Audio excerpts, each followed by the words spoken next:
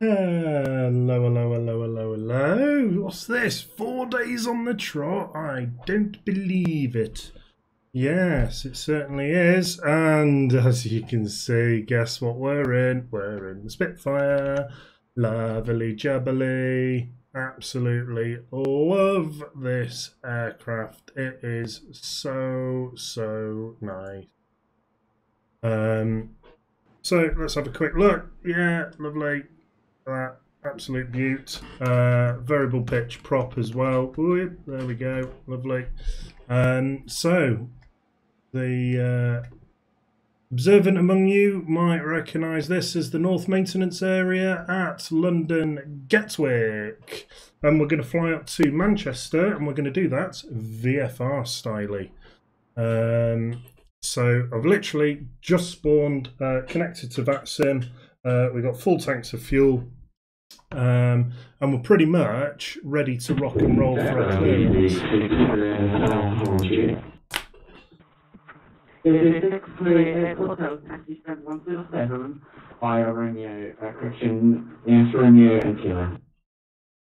So we're gonna find ourselves. Jesus, dude, that is loud. I hope that audio's okay. If it's not, let me know, and I'll play with the levels. So we need to get an ATIS first of all. In fact, that would be a lot easier if the EGKK ATIS was available, which for some reason it's not showing up on VATSIM, but I've got it on VATSpy. So we've got Inf Sierra. Peter 2610, request taxi. QNH 1014. 2610, taxi holding point Alpha 2 via November and Alpha Sierra. November Alpha Sierra to Alpha 2 Zero 2610. So let's make sure 1014's in there. It is not. 1014. That sounds about right, doesn't it? We'll line up the compass as well.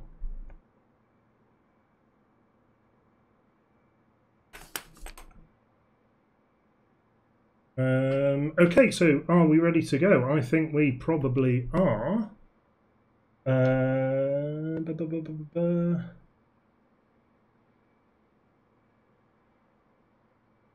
Yeah, we are.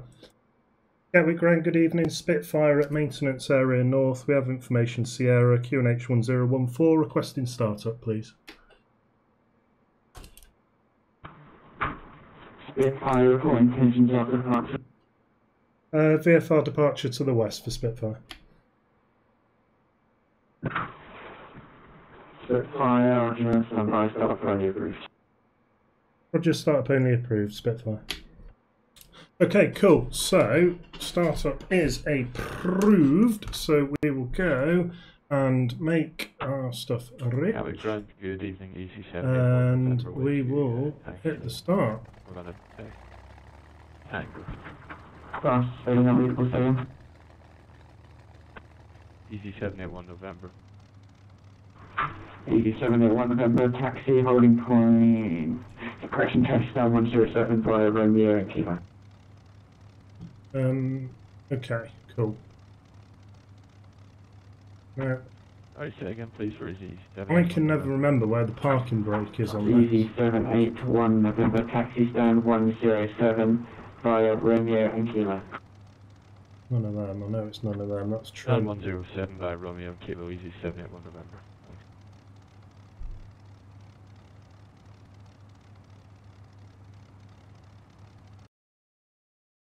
What I'm going to do is just knock down the sound of VATSIM a little bit. At the moment, I can't hear that lovely Merlin engine. So, it started, we're at Maintenance Area North then, Maintenance Area 2 if you look at the charts, and we're taking off 26 left, so I'm expecting a taxi along well, Tango initially, Juliet, and then 12 for 1. but hopefully we can get Charlie 1 or even Delta 1 would be good. ED160, Alpha Taxi Stand 106, via Juliet, Romeo and Kilo. 106 by Juliet, Romeo and Kilo. 160 Alpha.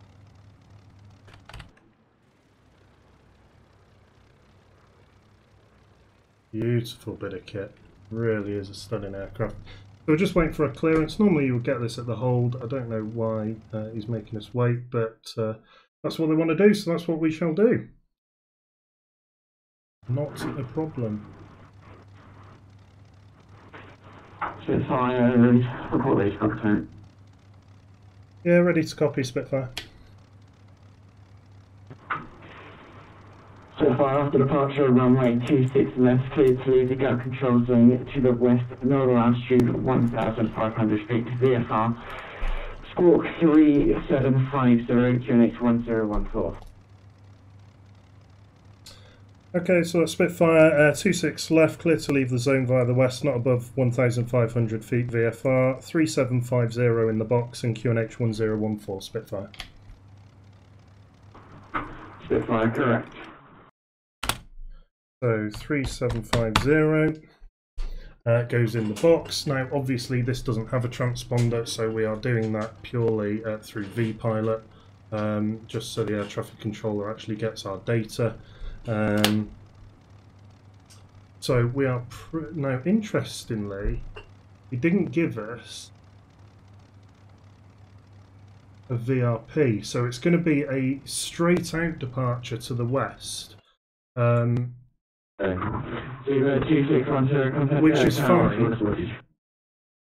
I'd have thought he might have given us Guildford, but or Dorking, just to get us out of the flight path of any departing jets, but he wants us straight out, so straight out we shall do.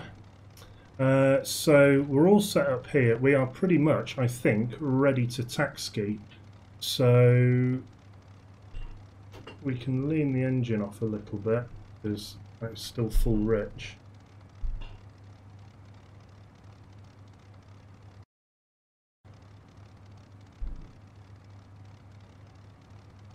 And ground, Spitfire's ready for taxi, and we can go from Delta 1 as well if it helps. Spitfire ready to taxi and point Delta 1 via Tango 08 left. Roger, Delta 1 via Tango and 08 left, Spitfire. Okay, awesome. So hopefully, so this is a, we can go from Delta 1, so that's halfway along the runway almost. In fact, near as damn it, it is halfway along the runway, which is fine. But what it means, in reality, is that we get to skip the queue. So the queue at Alpha 3 or Alpha 2, we don't have to wait in that, which is good for us, and it's also good from a controller's perspective as well, because if there's a tiny little lull, like we can take off almost immediately and then bugger off to the north out of the way. So because we're in a different queue, it means the controller can slot us in at a point where we ordinarily wouldn't be able to get out if we were stuck behind a jet queuing. So if there was a short gap between a departing aircraft and a landing aircraft, or two landing or whatever, if we were stuck behind a jet queuing, then we can't move. But if we're at Delta 1, it means he can actually give us a departure clearance, well, a takeoff clearance, should I say, there and then. So, you know, it works in our favour, it works in the controller's favour, because it gives the controller options. So it's everyone's a winner, baby, pretty much. So we'll try and taxi semi-legitimately. We can't go above 1,500 feet. Quick look to the right, quick look to the left, all clear, so we can cross taxiway Juliet onto runway 08 left. I've just realised I didn't fill my drink up. Whoops. I'm going to put joystick cam on. On, I said, thanking you. We're swinging a left and then we're swinging first right, so I'll hang my head out the other side of the aircraft now. I've got the canopy open so we can do this. And we just keep the centre line just so we can see it. If we can see it, we know where we are, we're not drifting over. It's not a big aircraft, so it's absolutely fine to do that. Spitfire, contact Go Tower 124.225. Tower 124225, Spitfire, thank you very much.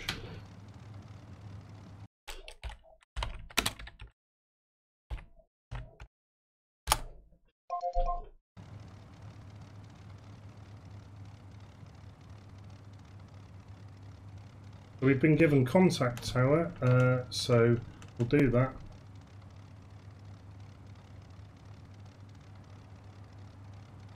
And what I'm going to do is I'm going to request just a minute or so before we get our takeoff clearance, purely so that I can go and fill up my cider.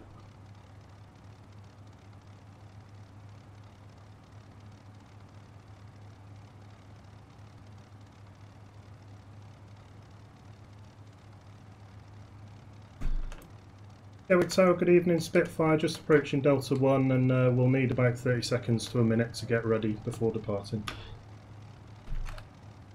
Spitfire, roger, report ready for departure. Roger, we'll report ready, Spitfire. Right, so because I can't find the parking brake, will it hold like that? Yes, it will. Right, 2 ticks. Pilot's got to do what a pilot's got to do.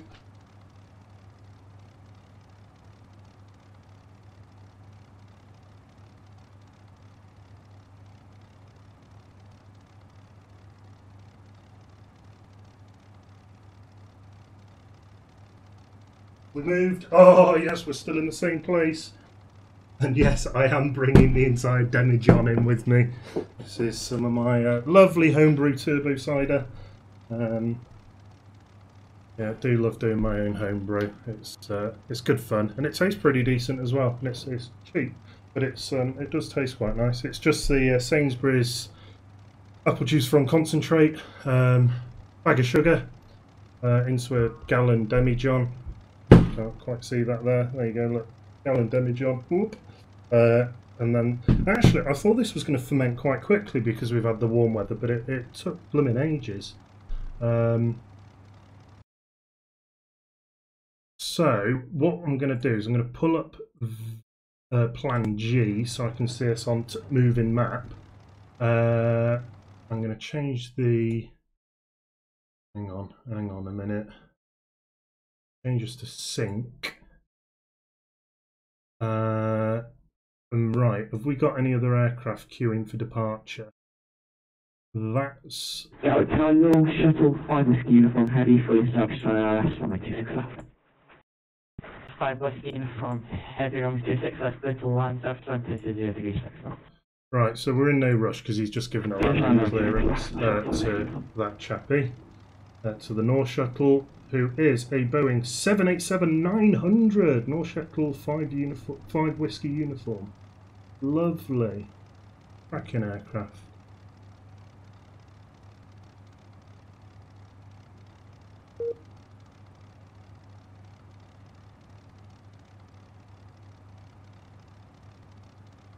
Right, so we're pretty much ready to go. So we'll call ready. Tower Spitfire at Delta 1 fully ready.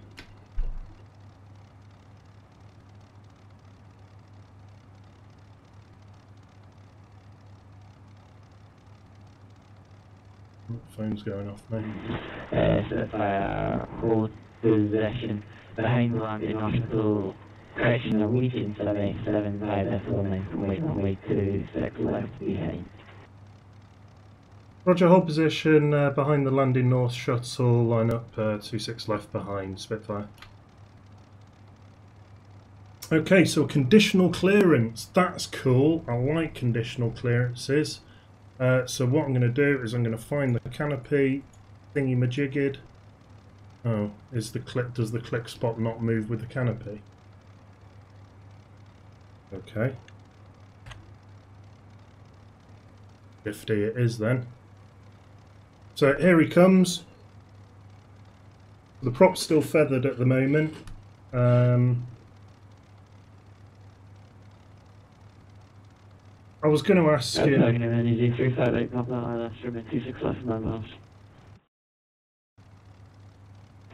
EGKK-EGCC Papa Gatwick Tower Gate evening. Continue approach runway 26 left to number 2. Becoming number 128 south 22 degrees 6 knots. Okay, so full course on the prop, full rich on the engine, and we can go in behind. Yeah, jet wash would be a real problem IRL, but it's not modelled in here, so I'm not too bothered. The flaps can go down, we don't really need them, but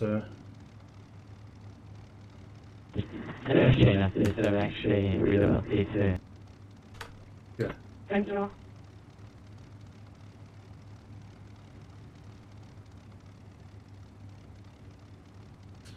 Stab of the right. He hasn't, not by my screen. Gatwick North now, entering at 37 X-ray, 753 request taxi, VFR. Station calling, hold to the guard. National 5 West Uniform taxi, stand 2-1 via 08 left, November, and Kilo. Stand 2-1 by 30 left, November, and Kilo. Runway 50, correction runway 50, effective, big start, 7 degrees, second up. If takeoff 26 left and on departure we'll just break off to the north in case the landing aircraft needs to go around Spitfire. Thanks a lot. Yes, you can tell I'm a controller as well. Although I've not done any controlling for quite a while. So here we are then, full chat. EDC flight now, runway 26 left, there's land, taximan 30 So we'll just break off to the right. That was a bit of an early break, but I can see him on the moving map. And in reality, if I spun my head round, I'd be able to see him behind us if you break your net. Oh, he's on a 5-mile final, so actually it's not the end of the world. But now we're off the flight path. We're taking off aircraft, although it's more for if that chap has to go around. He's going to come right into the back of us.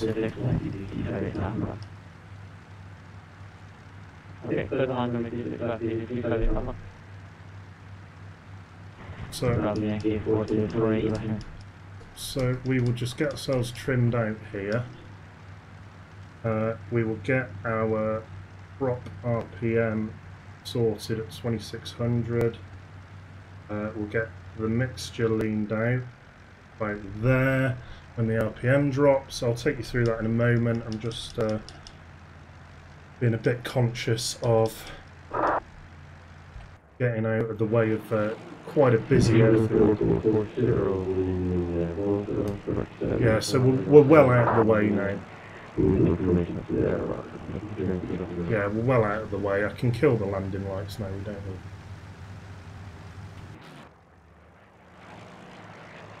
Yeah, so landing lights are away now. And we're well out of the flight path if someone needs to go around, which is actually a right-hand circuit, I think.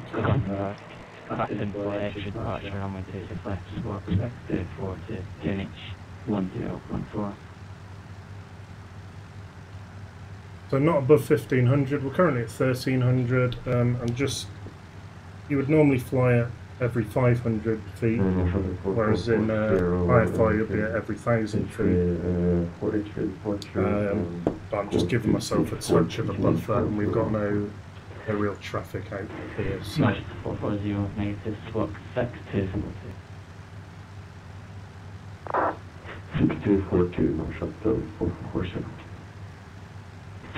Shuttle 4440, correct.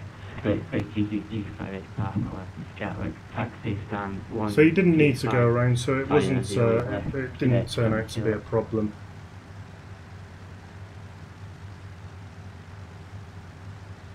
So now this airfield here is what? Echo Golf Tango Delta. EGKK-EGCC, taxi stand 135 left, Quebec County. Which is pretty much on the departure lane. 125 So I want to be north of that. Which, oh shit. Excuse my language. How very dare I. That was naughty. Let's get back to 1500 feet. That's why I did 1300, because it gives me a buffer for when I'm not paying attention.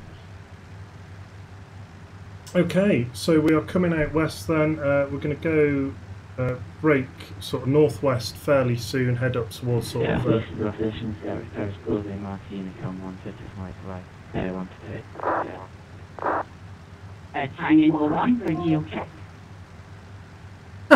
Why would you do a radio check just after he says he's going offline? What a moron. Anyway, some people, eh? So we're still in the London TMA. We're going to come out to different zone at any moment now, which means we can go up to 3,500, which we will do.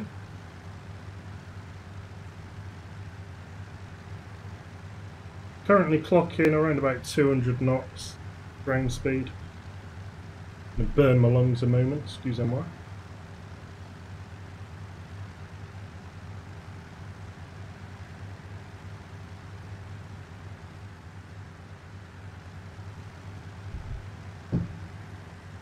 Quick look around, yeah, all good above and behind, and off to the sides. So let's get ourselves up a little.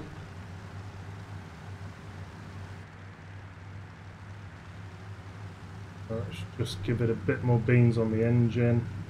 Up to 3,500. And around about this point, we're going to start going off towards the northwest. So about 3233 degrees. Bearing in mind it's a magnetic compass, we don't have gyroscopic compass or anything like that. So navigation in this thing is, well, it's visual. I have got a moving map up on my other screen using Plan G, bit of software, freeware software, excellent bit of software. But I'm only doing that because I'm not familiar with the area. So Spitfire pilots, so they do a lot of flying. Well, any pilot, to be perfectly honest with you, VFR. You would do a lot of flying around the local area, and you know what you're looking for. So, for example, I would know we're coming up to Aldershot here. I know what that looks like on the ground because I've been to Aldershot many, many times, being ex-army, well, ex-TA at least. Back when it was the TA and not the Army Reserves. So we're flying over, or coming up to Aldershot, and all the ranges are down there. Bisley shooting ranges are over there somewhere. Brimley Park off to the right hand side, you may have heard of.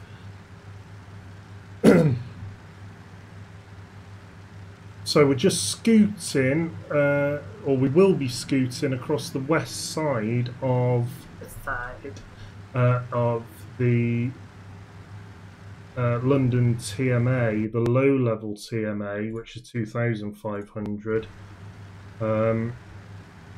So that's Farnborough Air Show this weekend.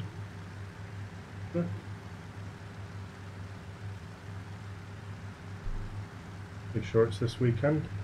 We have the Spitfires. The Red Arrows fly over Loughborough University. What day are we on today? Saturday. Yesterday morning, on the way down to Farnborough. It's been graduation week this week, so people have been graduating. Unfortunately, I'm not in there because I haven't had my Viva yet. But yeah, awesome to see the red arrows as it always is. So quick look around. Not expecting much from the west because Heathrow's landing on 27s, so it's all going to be from the east departing traffic. There are loads of like VORs, NDBs and stuff, but of course we don't have any of that instrumentation in the spec. At least not in this version. I don't know if they did in the later versions. That's no idea. I'm not sure. Maybe someone can enlighten us in the comments. That'd be really good. Speedbird 9016 November has just sent dot as a message. Brilliant. I'm not going to poke fun because I do that all the time, thinking I'm typing .wx to get the metars and things like that, and it turns out you cocked it up and you send a stupid message. So yeah, we're just skirting up the side of Heathrow. We might be able to see Heathrow. Yeah, we can just see it off the right wing here. Starboard wing, should I say. So how do you know? So in aviation and nautics, so shipping as well, we don't say left and right, we say port and starboard. And in nautics we say bow and stern as well. But let's park bow and stern to one side, because we don't use that in aeronautics. So how do you know port and starboard? Well, it's no different saying, well, how do you know what is left? Well, try and describe left without pointing. It's impossible. It's a fundamental concept. So you can't do it unless you have some sort of reference, and you say, you know, oh, look at the big tree, and then look at the small bush. The big tree is on the left of the small bush, and you describe what left is. You can do that. But how do we do it here? Well, you can't. Same with port and starboard, but there is a really funny little saying, like there are with most things. You can see we're scooting around the M25 here. There's the M25. You can see the marshland here. You might be familiar with that if you're coming out of Heathrow, so that gives you an idea how close to Heathrow we actually are. Pretty close in. So yeah, like everything, there's a little saying for port and starboard.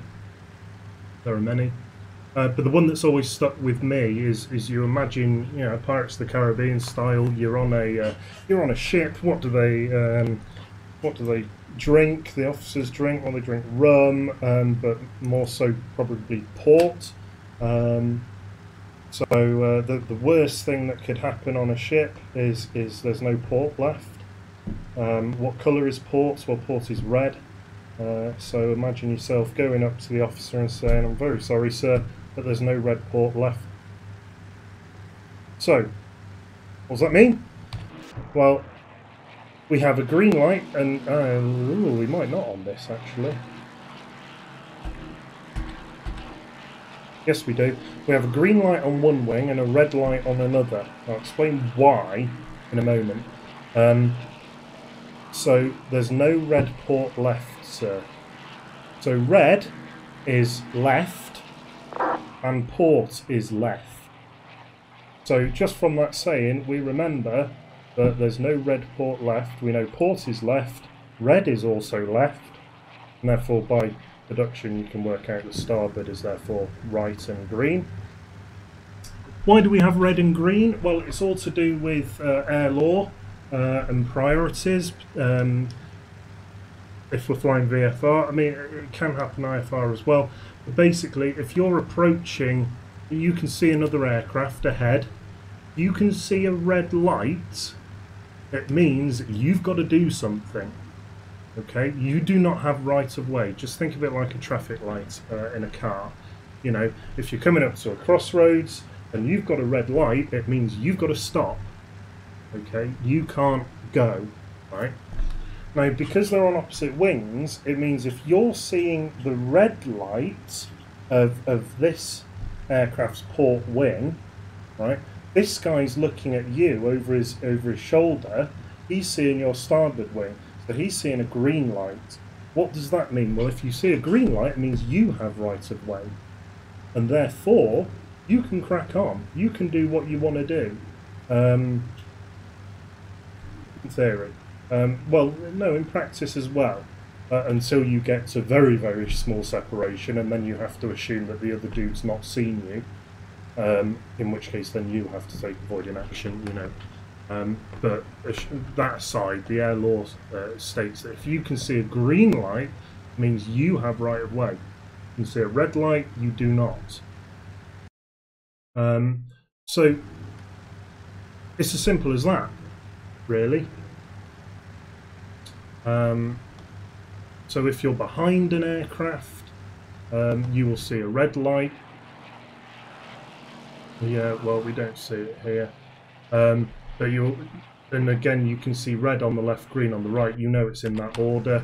So if you can see an aircraft in front of you and you see red on the left, green on the right, you know it's going away from you. Your eyes are good enough to actually see that, which is unlikely in the grand scheme of things. Unless you're in some sort of slow VFR and it's a slow VFR in front of you. I suppose the same is true if you're in a fast jet and it's a fast jet in front of you. It's relative speed, actually, isn't it? I'm chatting crap. Not too unusual. So yeah, there's a little touch into air law for you there. There's a lot more to it than that. I've hugely oversimplified. But the thing that you remember at the back of your head is if you see red, you've got to stop. Obviously in an aircraft you can't stop unless you're in a chopper.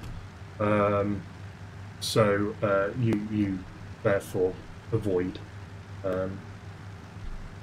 And there are prescribed manoeuvres that you would do for avoidance action, normally up and to the left. That's your normal avoidance action, but that's you would only normally go that far if it's, you know, if you're panicking and it's like, jeez, well, it's hit me, stamp, oh, and I've gone the wrong way, pull back into the left, and not to put the aircraft into a stall, be good, wouldn't it? You know, probably good if I actually sorted out the engine. There we go, that's better. So that means if you head on with someone and you both go, you know, up and to the left, you're going away from each other. If you well, if you tail on, obviously that works as well, because you go up to the left, he's not going to have seen you because you're behind him. You know, it works in a number of circumstances. Up and the right would also work, but they just chose up to the left.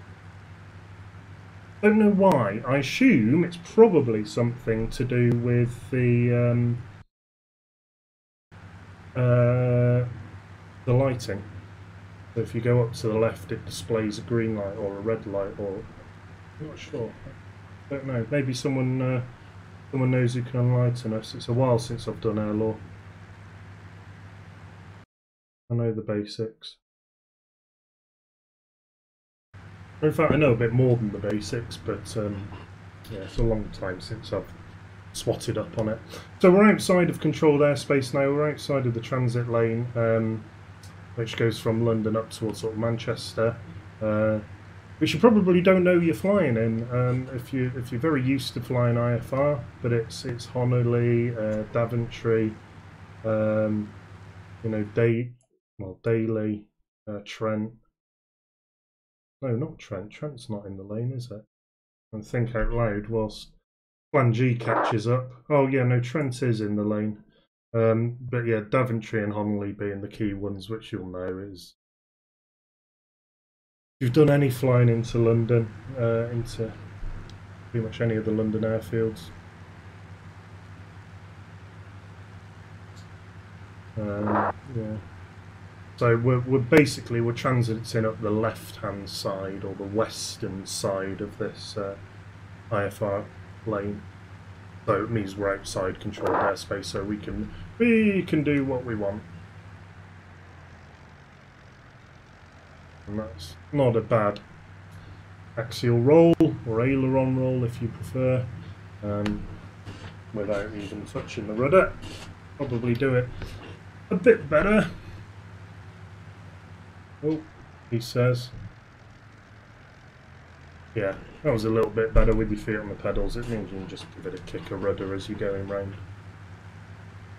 Right, it's a sumped engine this, which is why the engine cuts when you're upside down. Or it would do if we sustained it. We're not going to do.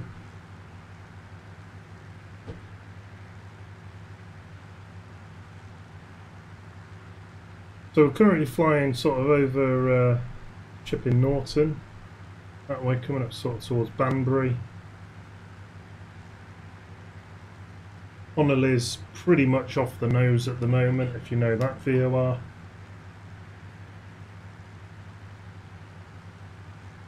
Again, I'm not particularly au fait with this route.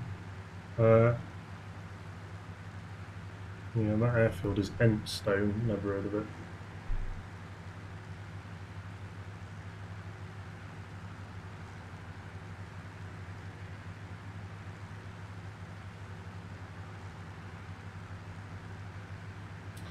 We're cruising along here quite nicely. We're about just coming up to halfway up to Manchester. 231 knot ground speed.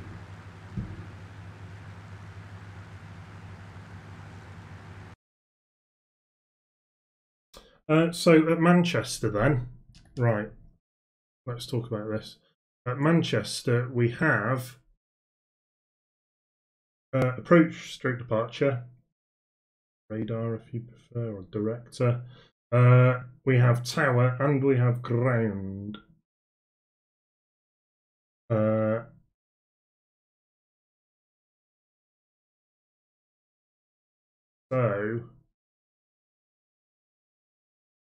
we're probably going to be entering the zone. Well, I was going to say via Congleton. Hang on a minute. Plan G just keeps resetting everything. But we do that. No, we can do that. We've just got to maintain below 3,500 because Congleton's pretty much on slap bang in the middle of the IFR route. So that London Control North is on. So we'd have to give them a call if we were going to enter their zone, which realistically we don't want to do. I'd far sooner coordinate with Manchester approach. So 118575.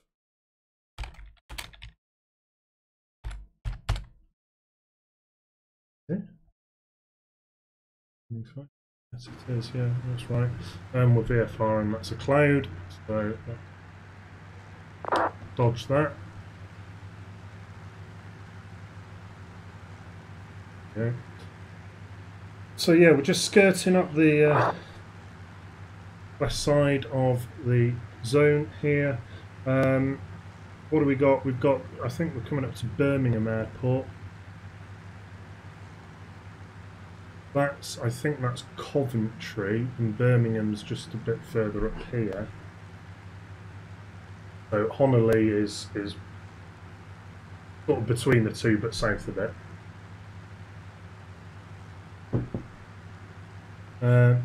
Yeah, fuel, we're about halfway through our first tank on fuel.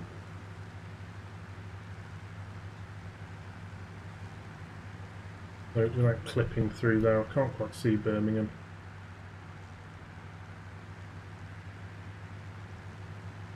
Oh, and that's not Coventry. That is Wellesbourne Mountford. Oh, that is. Coventry is a bit further up. You probably just see it there off the starboard wing. And then Birmingham's up here somewhere. We'll probably see Birmingham. Oh, in fact, that's a good point. That means we're going to go into Class D airspace, which we want to avoid.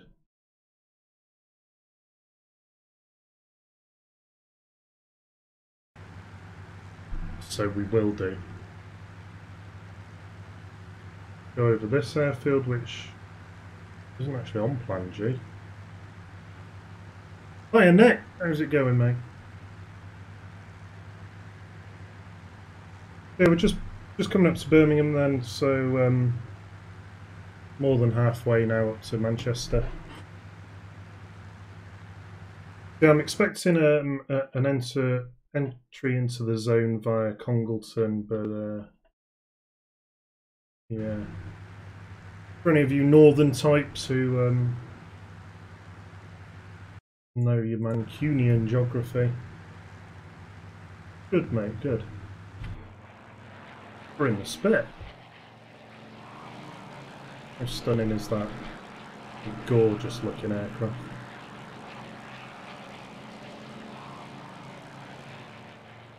Beauty. The Birmingham's up here somewhere, so that's sort of Birmingham area. We can see all. No, Birmingham might be a touch further on actually. That might be more Solihull. It's just to the south of Birmingham. Am I going to do another flight? Yeah, we might do the return. If we do the return, we'll come out, we'll fly down the east side of the country rather than sort of Midlands east/west. Unless you've got a particular request that we could potentially do. I'm open to ideas. Quite like the hand flying, so I'm quite keen on the VFR. But yeah, I'll do whatever. VFR's a bit easier after you've had a couple of these. Huh. I'm not going to give out my steam, I'm afraid.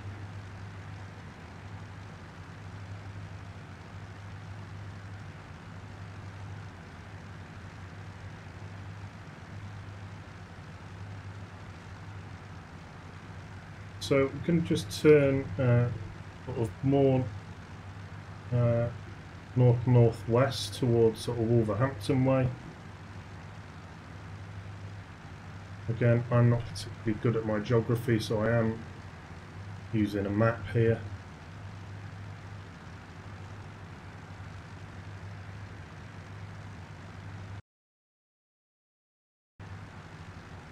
Yeah, we've still got Manchester radar tower and ground on. Interestingly, Liverpool hates us, is it?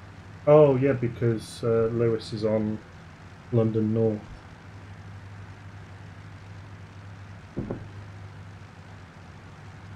Lewis Hardcastle, absolutely cracking air traffic controller. So I've never had any luck with multiplayer. I think my router blocks it.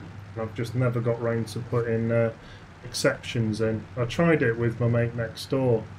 Well, I've tried it several times with him, and it just has no luck. I can see him, but he can't see me. So I managed to open a route in the IP tables, and not IP tables, in the routing tables on my router, so that I could get data in, but for some reason I couldn't sort out the port forwarding to get my data out, so he couldn't see me.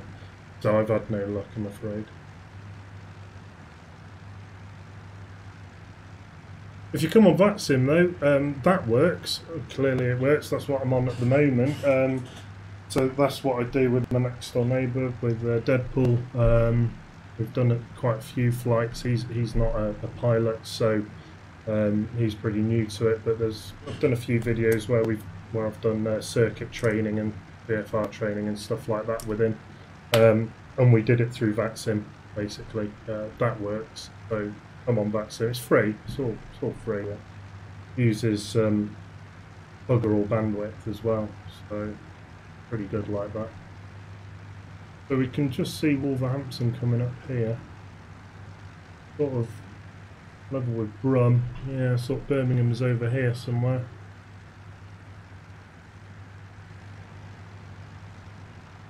We're not going as fast as we could do. I could crank the engine up a bit. We're only running at 2700 RPM, so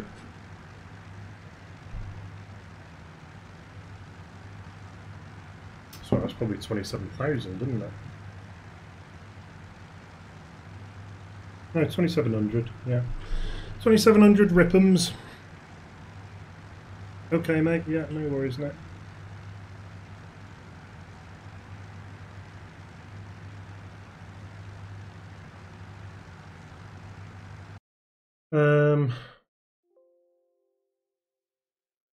We're currently 47 miles south of Congleton.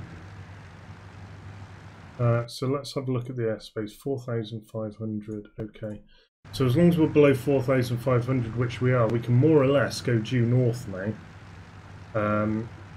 That'll take us over Wolverhampton, over Stafford, Stoke-on-Trent, straight up to Congleton. So that's more or less due north. 360 looking for down at the bottom. Yeah, Polar Bear, how's it going? Join us, yeah, about 50 miles south of well, about 45 miles now south of Manchester airspace. Gatwick up to Manchester. In, well, do I even need to name it? I don't really, do I? What a beaut. What an absolute beaut. Oh, don't know.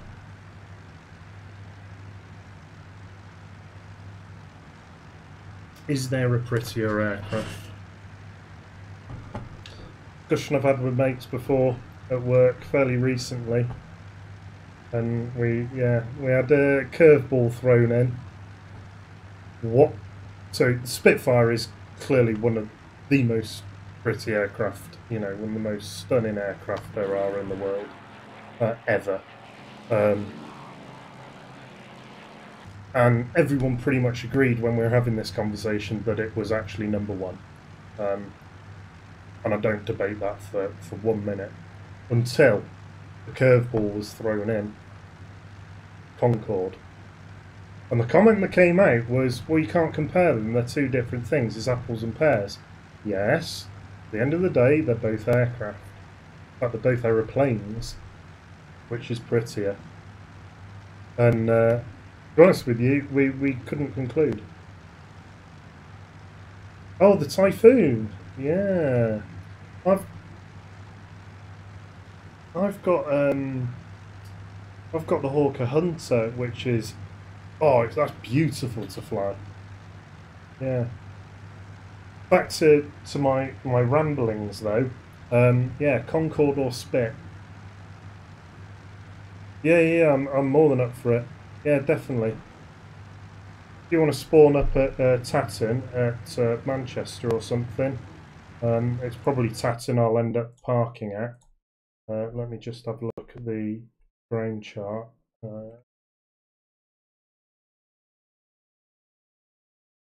Tatton is yeah, it's not marked on the chart actually.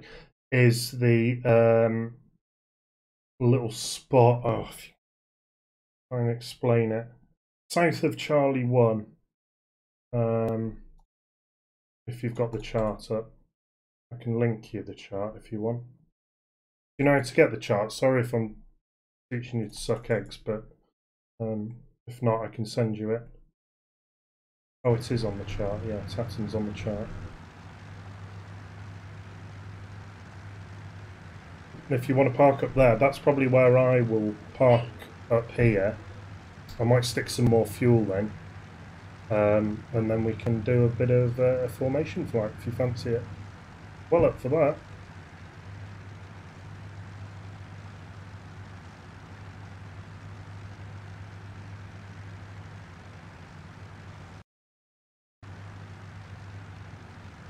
We're just about to enter the Daventry control area, but that starts at 4,500, so we're under it.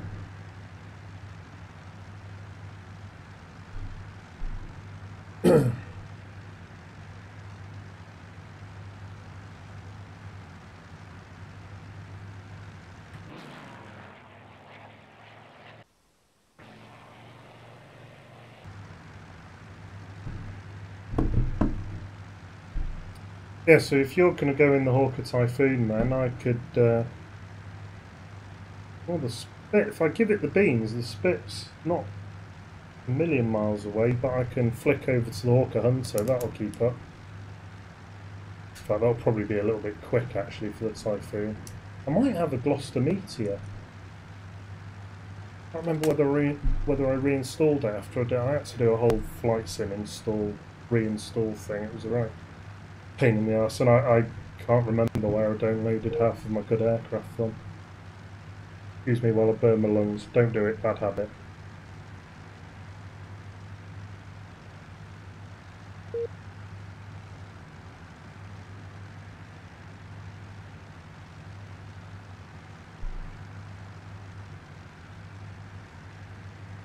So 3,500. We've got to make sure we don't go above 4,500. And then when we get closer to Congleton, will be 3,500 will be our ceiling. Stay outside of control zone. Which we are, and it's going to confuse... Well, no, it won't do. Lewis is a very good air traffic controller, actually. But we will be showing up on his radar, and he will be keeping an eye on our altitude, making sure we don't enter his zone.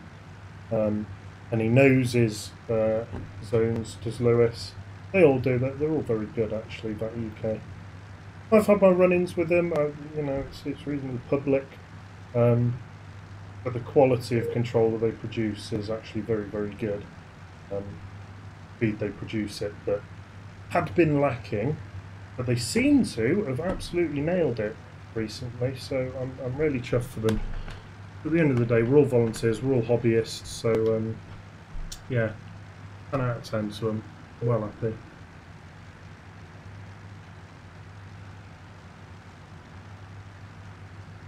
So when we'll get a bit closer, we're still, excuse me, 21 miles south of Congleton. When we're about 10 miles south, we'll give radar a contact. He'll probably send a contact me, actually, because he knows from our flight plan that we're coming into Manchester.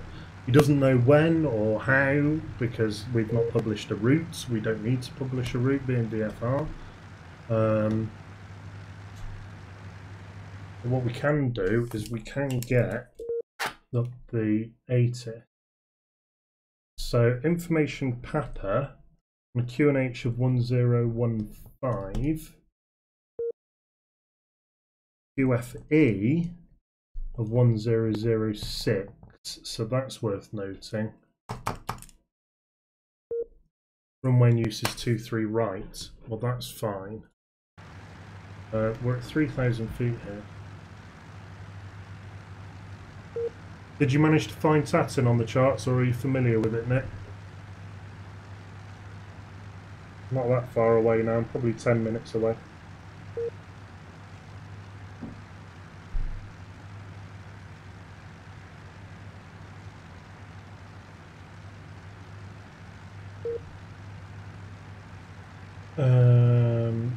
EGCC approach.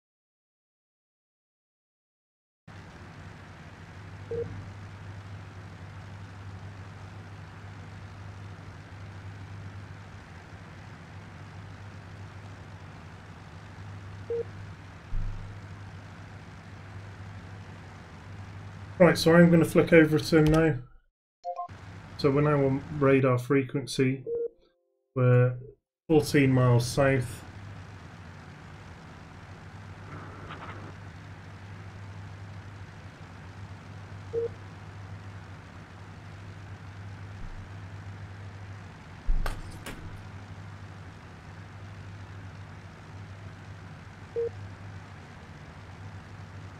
So 1015 we want to key in.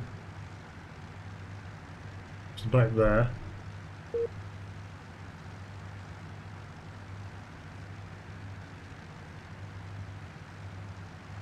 Manchester Radar, good evening Spitfire.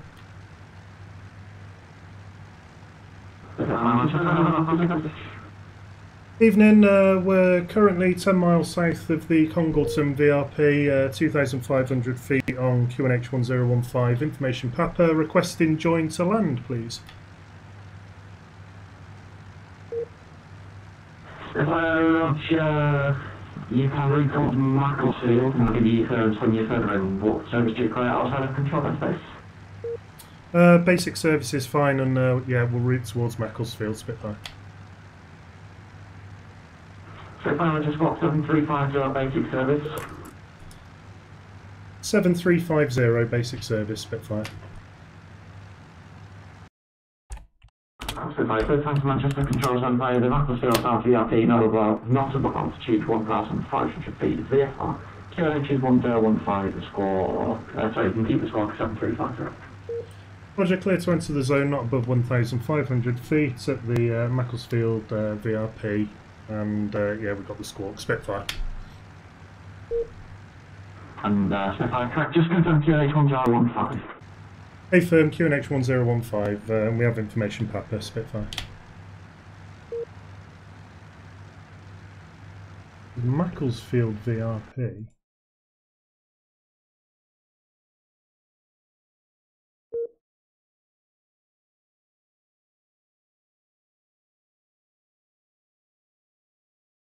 The Macclesfield VRP, interestingly, is not on Plan G. Look. Oh, Macclesfield, Alderley Edge. Macclesfield South, just northwest of Congleton. Right, got you.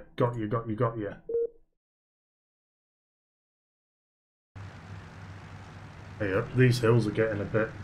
Yeah, no, I should know that. I used to date a girl. My first girlfriend, I think, from Macclesfield.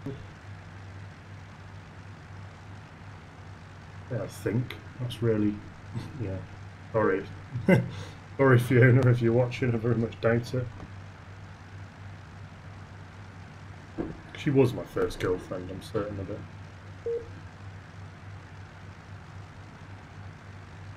So we'll come between these mountains then.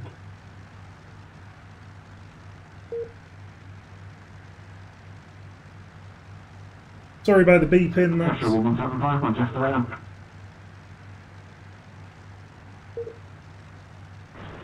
Good evening, approach Kestrel 1175 heading 250. Yeah, sorry, the beeping is V-Pilot model matching, having a hissy fit. Kestrel 175 Manchester, hello, Vector ALS 239 heading 270 degrees, descent flight level 60. 270 on the heading and down to 60 for Kestrel 175.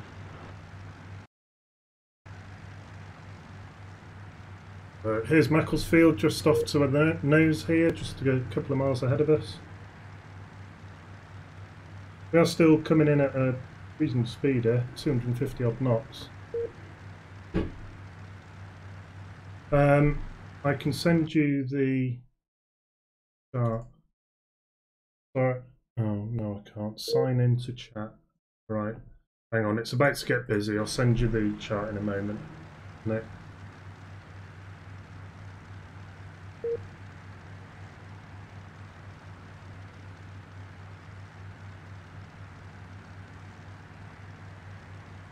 Pacing myself so I don't run out of drink before landing because it's going to get busy. Well, mind you, there's not really great... You've got approximately 27 miles. You need more than that? Or should I resolution? I'm probably guessing you'll need more. I'm just going to ask you. No problems at all. We'll try and make it down. Shouldn't be any problems.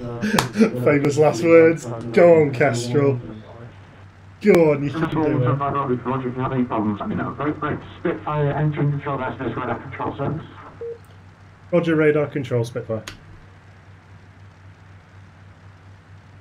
Okay, so we are pretty much, we are now not flying the aircraft, apart from emergencies. Coming over Woodford, so Manchester's literally just up there somewhere. So we've been given an altitude restriction of 1,500, and our heading is more or less locked in. Not quite locked in, really. But where's... No, that's fine.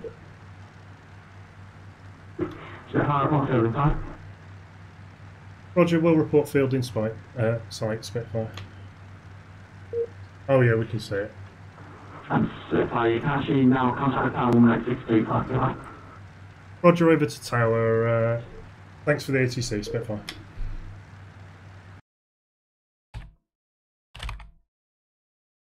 What was it? 118. Manchester approach, good afternoon, QN 9.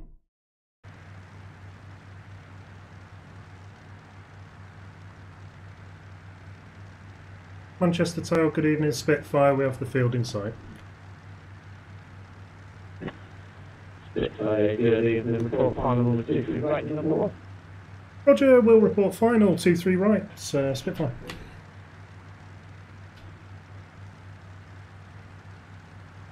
Okay, so that comes that. Let's go full rich on the props. We'll flick some lights on. There we go.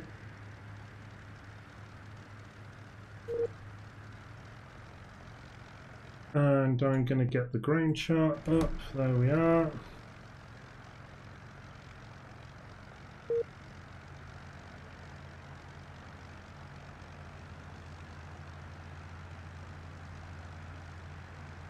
And Spitfire is final, 2-3 right. Spitfire, 2 right as well, just to, do it enough. Lead to land, 2-3 right, Spitfire.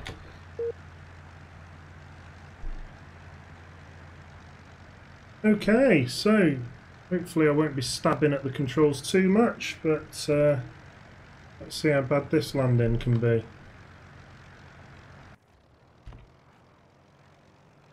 Down come the wheels, down come the flaps, which makes this thing stop like an absolute brick wall has hit it, or it's hit a brick wall, as you can see. So I'm going to properly ramp up the power and drop the nose, retrim the aircraft, and see how it, yeah, I'm not convinced that's real world physics, but that's what it does on this model, so live with it.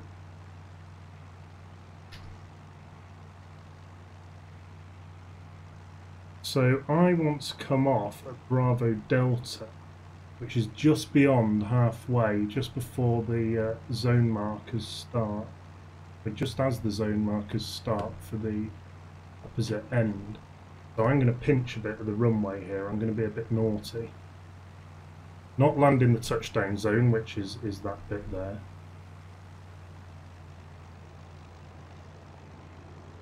So Tatton is that bit there, Nick, if you're still watching, mate. Good old I Love Manchester. Yeah, we love it. Great addition. Really chuffed that UK 2000 put that in.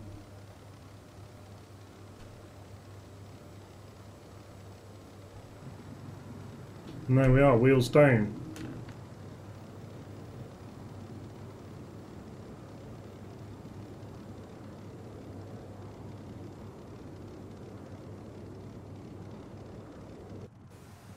I'm just going to put my head out here just so I can see where we're going. It should be the next right, which is Bravo Delta.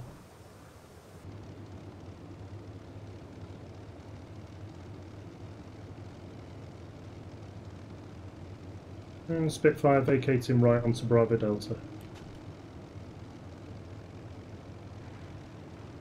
Spitfire, welcome to Manchester. Contact ground 121 vessel A50.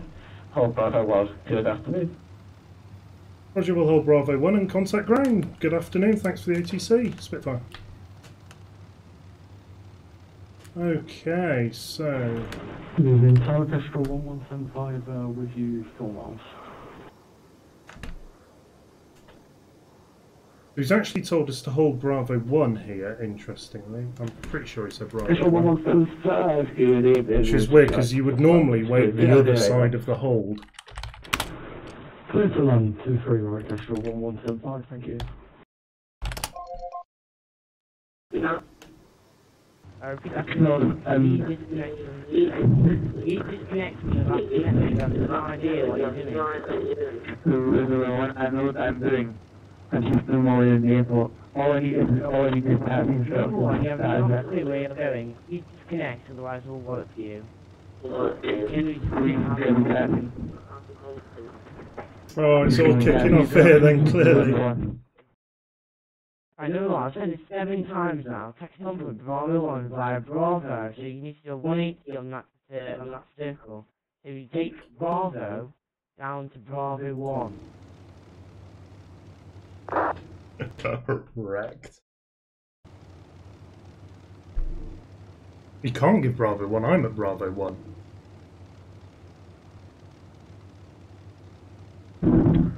Remember what you want me to turn around and then hit 180 hit beyond.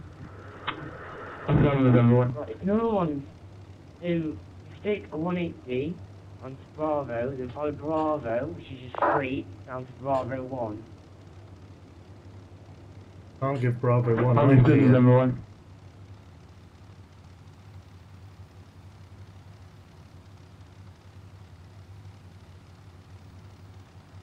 Speedbird 5874, ready for taxi.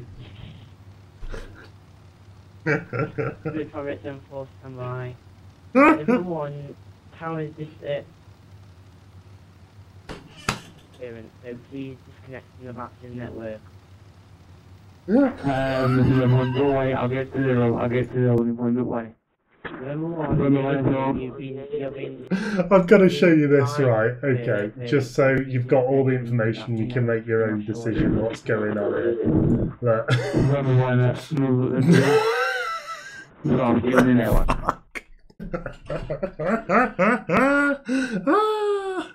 Oh, Christ. Remember, right now, down with 30% unit on to Bravo 1. No, flight simmer, crack on, mate. I don't mind.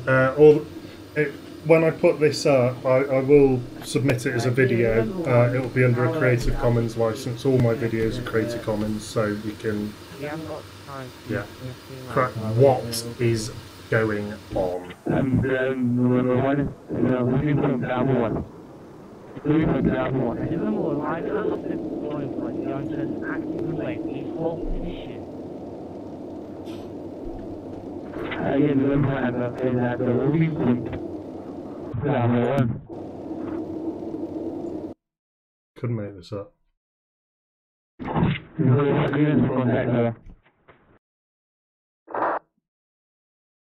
Yeah, that's fine, mate. Happy days, mate. Yeah, not a problem, flight simmer. November 1. Nick, yeah, possibly. Give me a moment. I just need to sort this out and get us parts, because.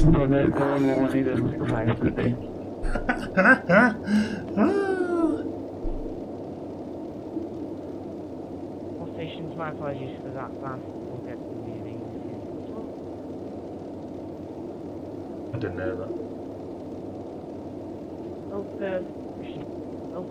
Tracker Gatwick pulling Aeroflot 7 taxi on point Delta 1 via November and Delta.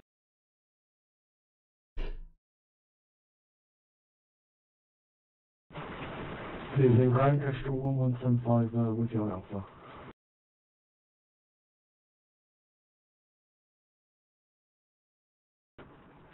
Delta 1 by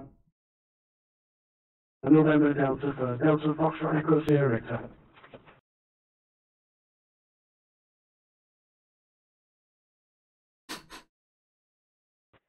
Special 1575, welcome to Okay, Nick. Taxi stand 6. Correction, taxi on point Bravo 3 via Bravo. Bravo 3 high Bravo to Castro 1175, thank you.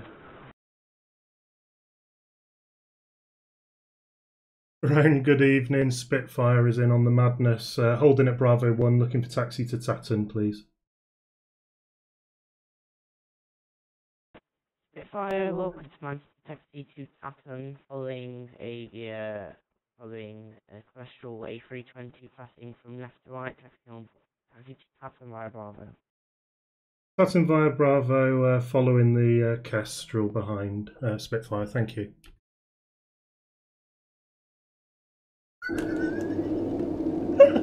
There he is. Ah!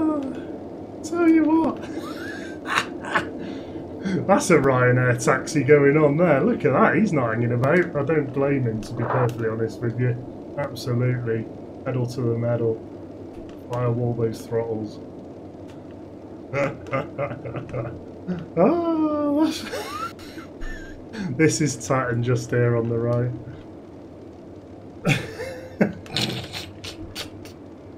Oh shit, he stopped.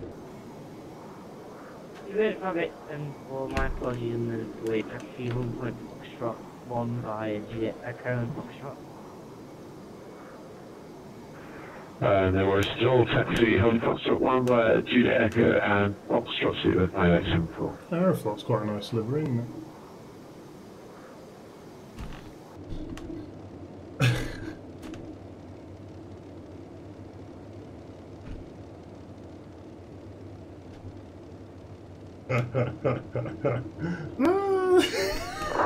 Tell you what. Wow. So here we are then at Saturn. Okay, Nick, yeah, no worries, mate. Next time, definitely. Oh, yeah, just dip a wheel on the grass, it's fine. Built for grass runways.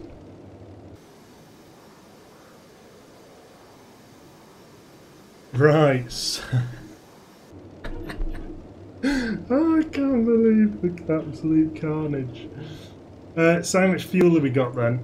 So we've still got a full second tank. So what I'm going to do is I'm going to go flight plan. I'm going to go EGCC to EGKK. And our alternate, quite a good question actually. Our alternate will probably be Shoreham. So yeah, EGKA. Or no, actually, we could do Northolt, Whiskey Uniform.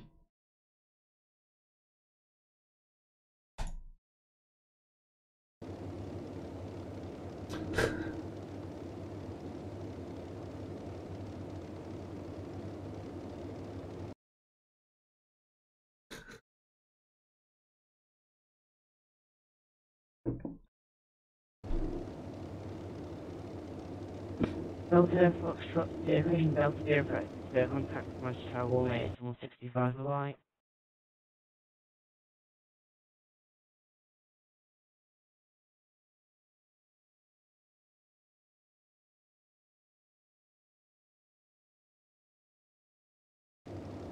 Delta Air, contact my travel mate, 165 alike. Bless it. I feel so sorry for him. I really do. 11865. Delta Foxtrot, go zero. 175. 175, contact standard 6 via Alpha Lima. Need more cider, clearly. Delta Lima stand 6 for Castro 1175, thank you. Not that I advocate drinking and vaccine in, but yeah. Christ. Hi Simbro Gaming, sorry I didn't see your hello, my apologies. It got a little bit fruity, didn't it?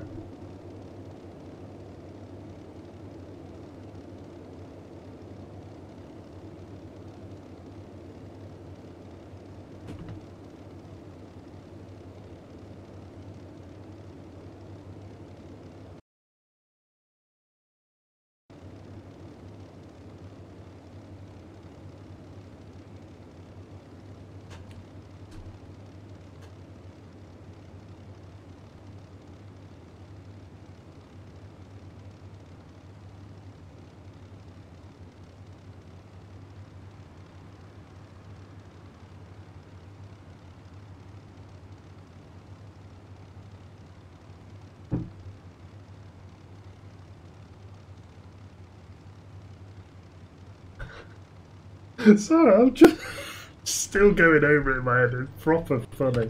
Is he still there? Oh no, he's fucked off. Is that him? I think that's him.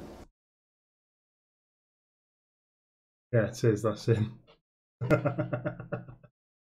Oh my god. Couldn't make it up. Couldn't make it up. Oh, dearie me.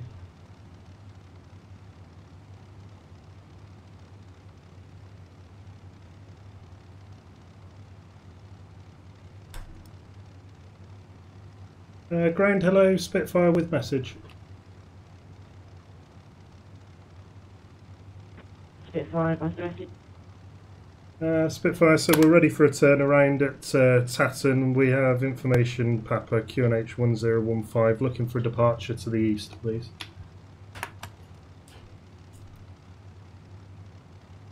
Spitfire, stand by, I'll give you a call in a few minutes.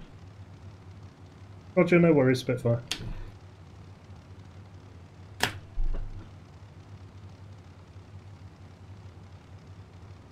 Yes, yeah, please do tag me or drop me a line or something with the link so I can see it. Yeah, that was interesting. If you want to follow him, hang on, let's put centre screen on. So that's by here. It's November 1. He is up and about. He has just he has just departed. Look, we were all a beginner once. Don't get me wrong, we were all a beginner once, and I'm still, you know, learning and everything. He's on X-Plane. He's gone to the effort of trying to put in a route. I don't know why my model matching was working when it was coming up as a 172, but anyway. He's put flight level 3000 or flight level 30, so I'm glad you enjoyed. I mean, you couldn't plan it, could you? I didn't think for one moment when I flicked over to ground that getting a taxi from Bravo 1 to Tatton, like 50 yards, was going to be quite as hilarious as that. I do feel sorry for the controller. I've been a controller when something like that's happened. And it is infuriating. But also, I've been the pilot when you think you're doing the right thing and you're not. And I mean, I'm not, you know, I'm not going to judge on this on this situation because I didn't hear how it started. But from what I saw, the chap was doing what he was told. From what I saw, clearly what led up to it wasn't that. Otherwise, he wouldn't have been going the wrong way on Bravo. But, you know, I've turned the wrong way. I've gone left on flipping Bravo before rather than right on Bravo. And I've done it on stream. I can't remember which video it is, but it's on there. You know, I don't hide it. You know, if I F up, then I'm going to put my hands on it and say, look, I effed up. All right, then, Flight Simmer, yeah, good to see you. Looking forward to seeing that video. Bless. But yeah, you know, everyone has a bad day. In fairness, you know, he was told to disconnect and he didn't. He thinks he was doing the right thing, and actually what I saw him doing was correct. He was doing the right thing when I connected and when I started looking. So, you know, his argument, I don't want to disconnect, would be valid. ATC aren't supervisors; they can't force that. But clearly something led up to it that was a bit fruity.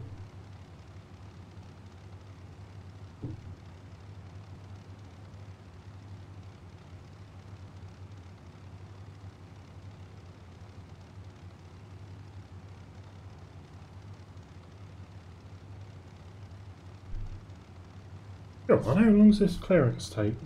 Only departing to the west, man. If I might produce the week currently is very busy. Yeah, no worries at all. We're hanging fire, Spitfire. I'm expecting depart out and then go via Macclesfield South, or Buxton, or Lamelode Reservoir, or Whalley Bridge. Whalley Bridge might be a bit easier. But I mean, the Macclesfield lane is where he should send us, really. But I don't really care as long as I get out to the east. So we've got to change the scenery on the way back, and as long as we go reasonably soon, because we haven't got an infinite amount of fuel.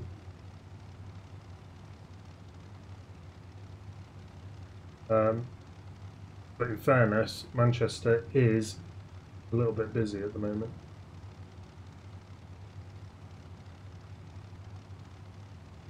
Not on ground, clearly, as you can hear, but on radar, yeah, there's quite a few.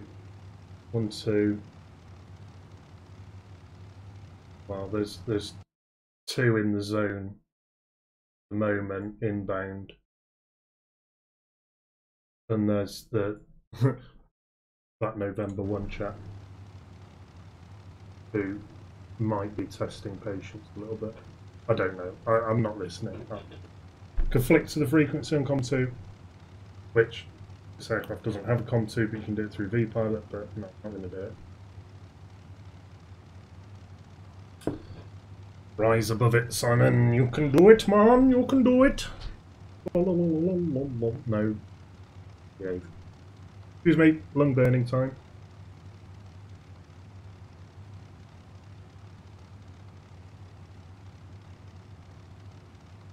Don't do it. Bad for your health. Really bad for your health. Don't do it.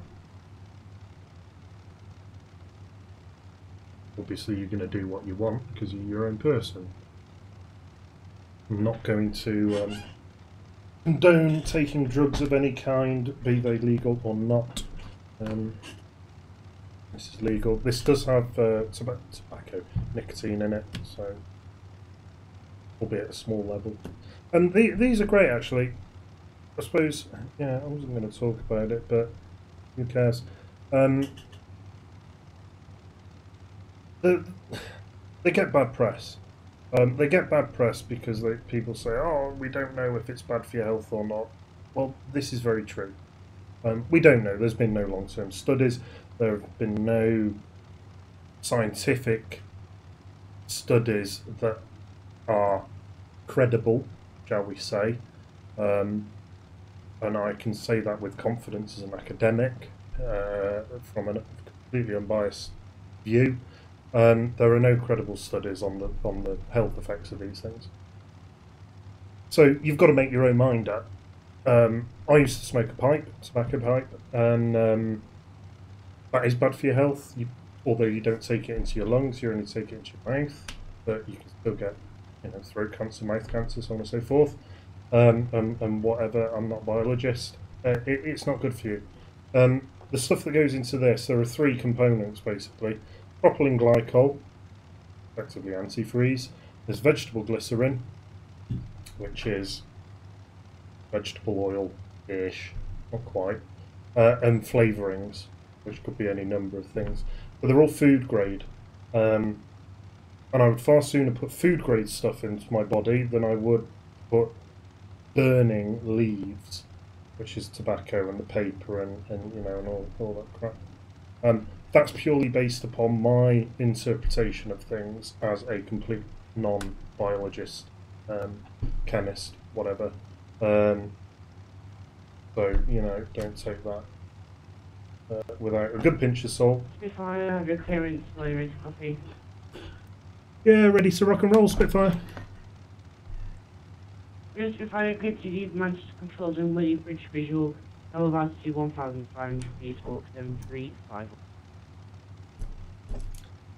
Clear to leave the zone via Wally Bridge, not above 1,500 feet, and 7351 in the box for Spitfire. Are we on 735? Spitfire, correct.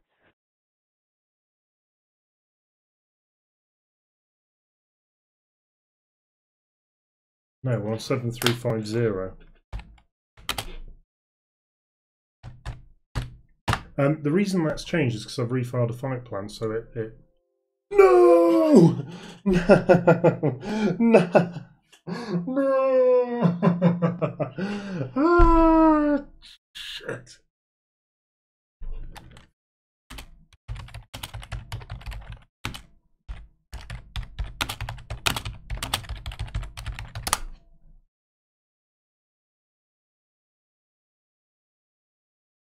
Oh, Look.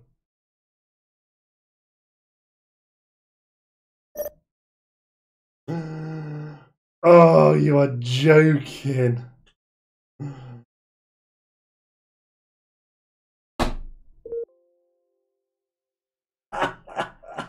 Fuck.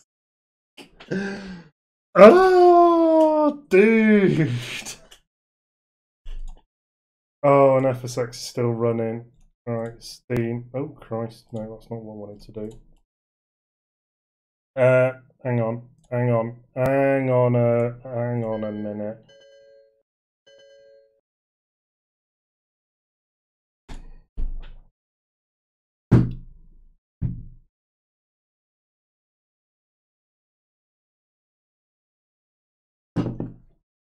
Yeah, what was I saying? Food grade. More usefully to a smoker. I've never smoked cigarettes, albeit. In the UK at least, you can't buy the liquid, this stuff. Oh, that doesn't work on the chroma key. Let's use that camera. You can't buy this stuff with the nicotine in it. At least I've never found it with the nicotine in it. So the nicotine comes as what they call shots, as separate little things, and depending on how many shots you put in, adjusts the nicotine level of the overall thing. You put it in and you shake it up. Yeah. You know, depending on the concentration, you can either make it 3 milligrams, you can liter, you can make it 6, 12, 1.5. You can put a bit of a shot in, and so you've got, you know, you've got control over the amount of nicotine going in, and that's, for me, that's really useful because a pipe is moderate nicotine, I would say. I wouldn't say it's high or low. But it means that I can just add a little bit less of the shot on each new bottle of flavour stuff that I get, and wean yourself off it. And that's, you know, if you're trying to stop smoking, that's good. Now, I did actually wean myself completely off it, so I was on 0, just purely on the flavouring. So that was more, you know, so you're still doing the smoking thing, but you're not actually putting the nicotine in, which is the addictive substance, but the physical addiction to puffing on something effectively, like wanting to sound too dodge, wasn't doing you as much harm as if you were smoking a cigarette or a pipe or whatever. So, you know, it's good from that point of view. I'll tell you what, I'm just going to spawn on the active runway because I'm not connected to vPilot. I'll spawn on the active runway. I'll slew us over to Saturn. So yeah, so you can control the amount of nicotine you're taking, and that can only be a good thing, unless, of course, stuff in this is damaging to our health more, so it's a relative thing, more than a cigarette or a pipe, you know, tobacco leaf, effectively. If you smoke other stuff, then, you know, I don't know. I have no idea. And I'm not even going to get into the discussion, I'm afraid. But with the information we have now, which is basically no one has been able to prove that it has a long-term health implication, so we've got to take the facts that we know now. Clearly putting something like that into your lungs is worse. Well, yeah, I'll finish the sentence. Is worse than not putting anything into your lungs. But then that's not proven either. And I'll say that quite firmly, that you don't know that putting something in your lungs is worse than not putting something in your lungs. We don't know that. Genuinely, we don't know that. So, like, putting moisturiser on your skin is potentially better than not putting moisturiser on your skin. Loose analogy, but you sort of know what I mean. that has been proven to have benefits to your skin health, because you can directly, not inject, but not osmosis, what is it? Absorb. I think it's adsorption, isn't it? Vitamins, minerals, whatever, straight into the skin where it needs it, which we know is a good thing, and that has been proven scientifically, yada yada yada, by credible studies, not by, you know, L'Oreal, which may be a credible study, but, you know, as an academic, you've got to take it with a pinch of salt if it's been funded by a company that relies upon it for their income. So let's get back in at Tatton. So there we are, slew mode engaged. So we'll connect. We will fetch our flight plan from the server, which is good. Yes, excellent. We'll go com1.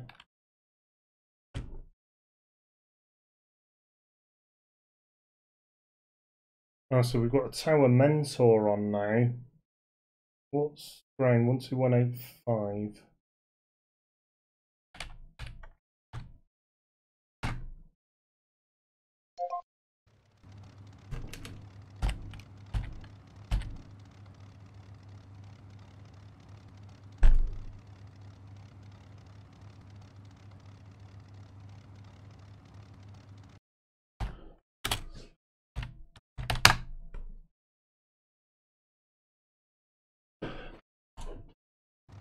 So anyway, yeah, the point I was trying to make was there may be a case, we don't know, there may be a case that actually putting some stuff in your lungs has a beneficial health impact.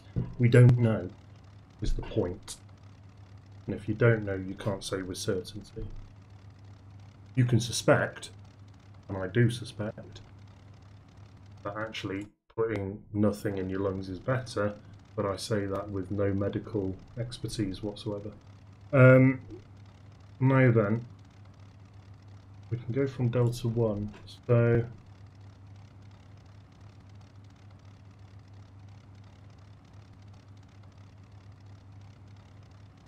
ground, hello again, Spitfire with message.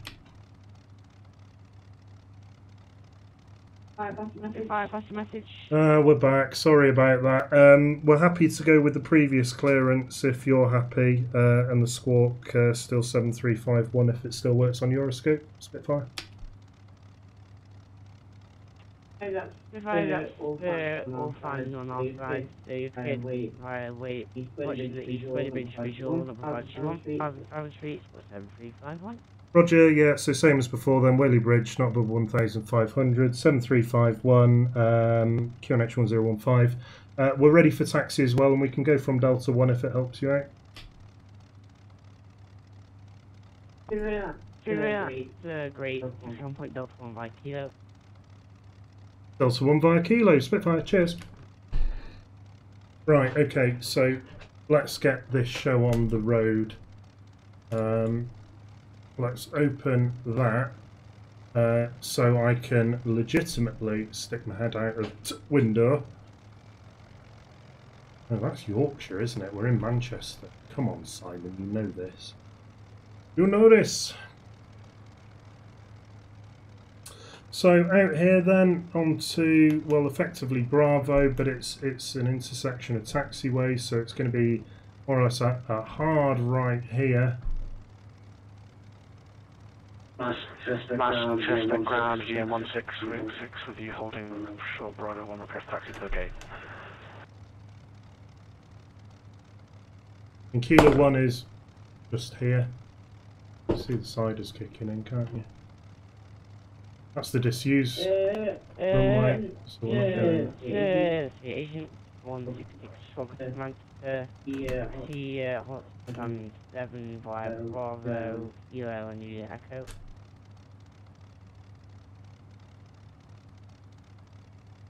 Pursuit stand 07 by Bravo, Kilo and Juliet Echo, GN166.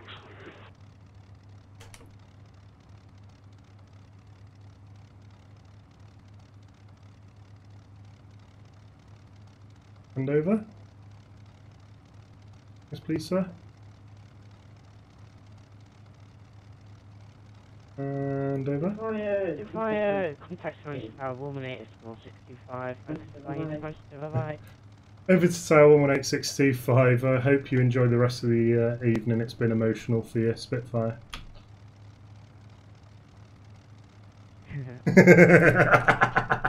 Class. Love it. Love it. That's all he needed to say, just on frequency. Right, 118-625.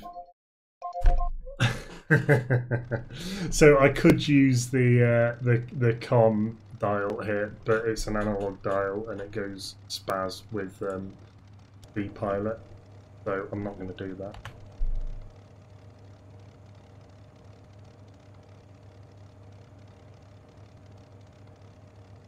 Is it the same tower chappy on again? Yeah, I think it is. Sorry, it's thrown me because there's a mentor. Oh no, he's on Liverpool.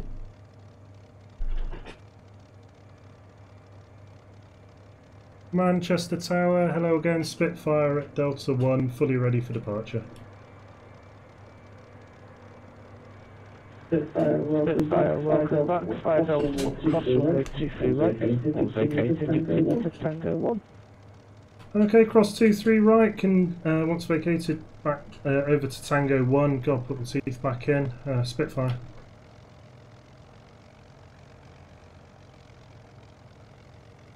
So we'll flick the transponder on. Yes, this aircraft does not have a transponder, so I'm just using the V-Pilot thing. So that means we're going off 23 left, so I can open the what's it majiggered again. So we'll cross 23 right. Looking, oh shit. Oh god, oh sorry, my language, hello.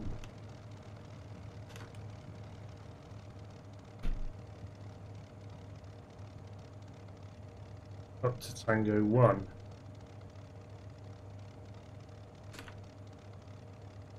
That's not Tango 1. Come on. 4. Come on. There we go. There we go. Come on. Come on, come on, come on. You can do it. Give it a bit of prop pitch. There we go. There we go.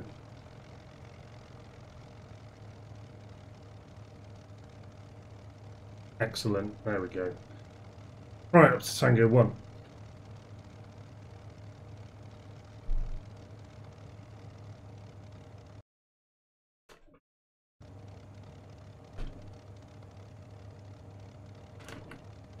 And there's the lights for the hold.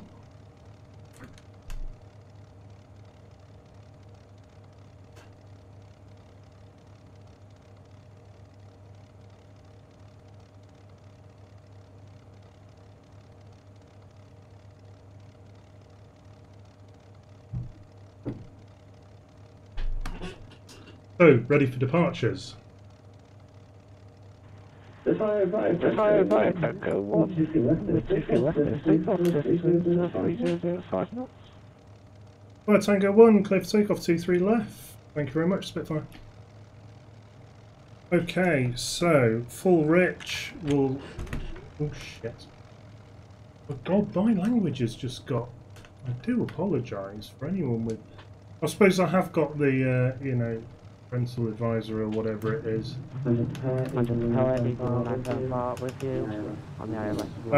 We're not going to bother with flaps for this because we've got full runway length. He's open the second runway.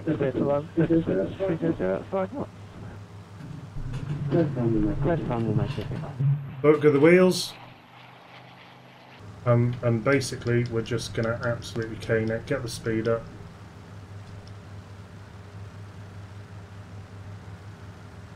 Get the trim squared away first of all, and then I'm going to have a quick look at the chart for the exit lane.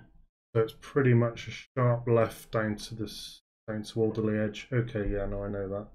I used to live just around the corner from Alderley Edge, so.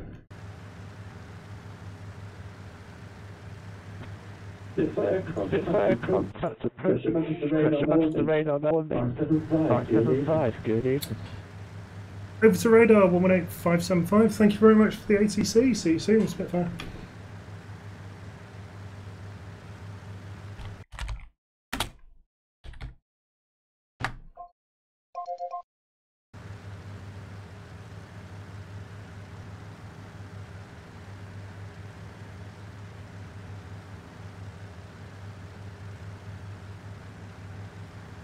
Manchester radar, hello again. Spitfire, 1,500 feet, just departed 23 left.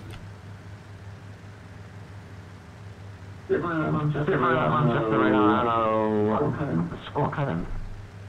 Roger, ident, Spitfire. Spitfire, just my passing altitude as well, please. 1,500 feet on 1015, Spitfire. Spitfire, thank you. What's the quiet outside of control airspace? Basic service would be great, please, Spitfire. Spitfire, Roger, report Wally Bridge and report overhead. Roger, towards Wally Bridge, and we'll report overhead, Spitfire.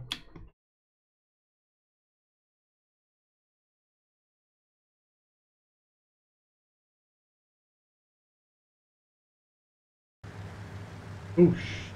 Shit. Altitude. Oh god, my language again! I do apologise. Aye, aye, aye, aye. Right, okay, so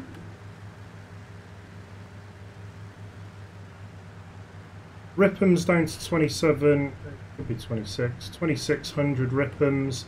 We'll then lean the engine until the Ripham's wobble and then just knock it back a bit, full on the throttle. In fact, we can nudge that back a smidge actually. And then we'll get the aircraft trimmed and we're going out straight to Whaley Bridge, as the controllers for some reason seem to be calling it. It's Wally Bridge. If you're of Mancunian origin, Wally is in W-A-L-L-Y, but it's spelt Whaley, W-H-A-L-E-Y,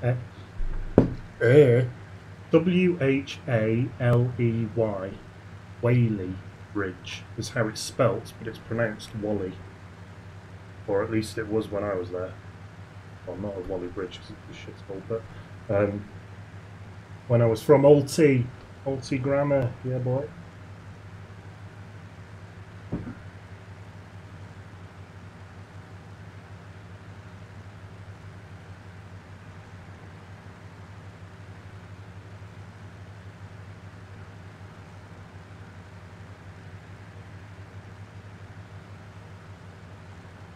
Radar, Spitfire's just approaching Wally Bridge. Basic service. Basic service, thanks, Spitfire. Leaving the frequency. Roger, we'll report leaving. It'll be in about 5 miles or so. Just what are your intentions outside of control airspace? We're going to head out to the east coast of the UK, so we'll be going well outside controlled airspace.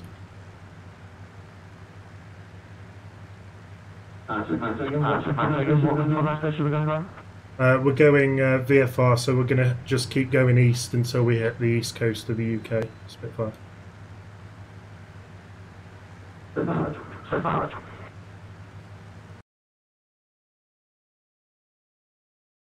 Not strictly true, but that's what he needs to know. Map of the Earth here, look. Yeah, give that house a flyby. Oh, it's beauty.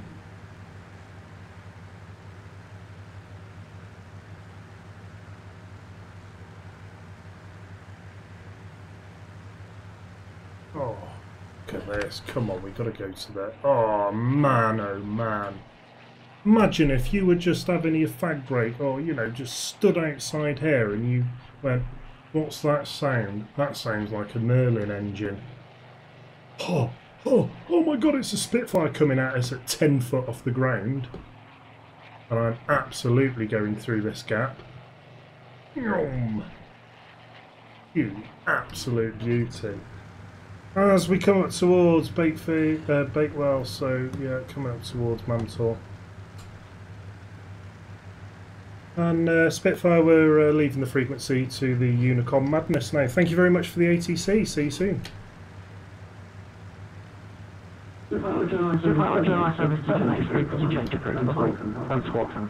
Yeah, 7,000. Cheers. Bye.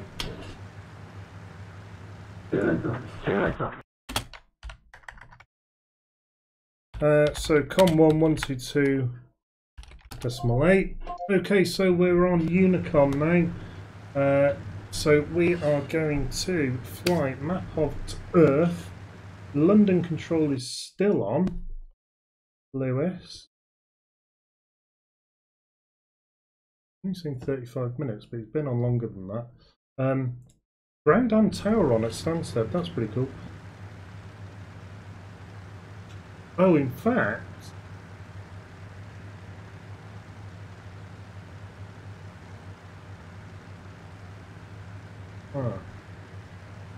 right, so we've only got ground on at Gatwick, but we've got tower and ground on at Stansted.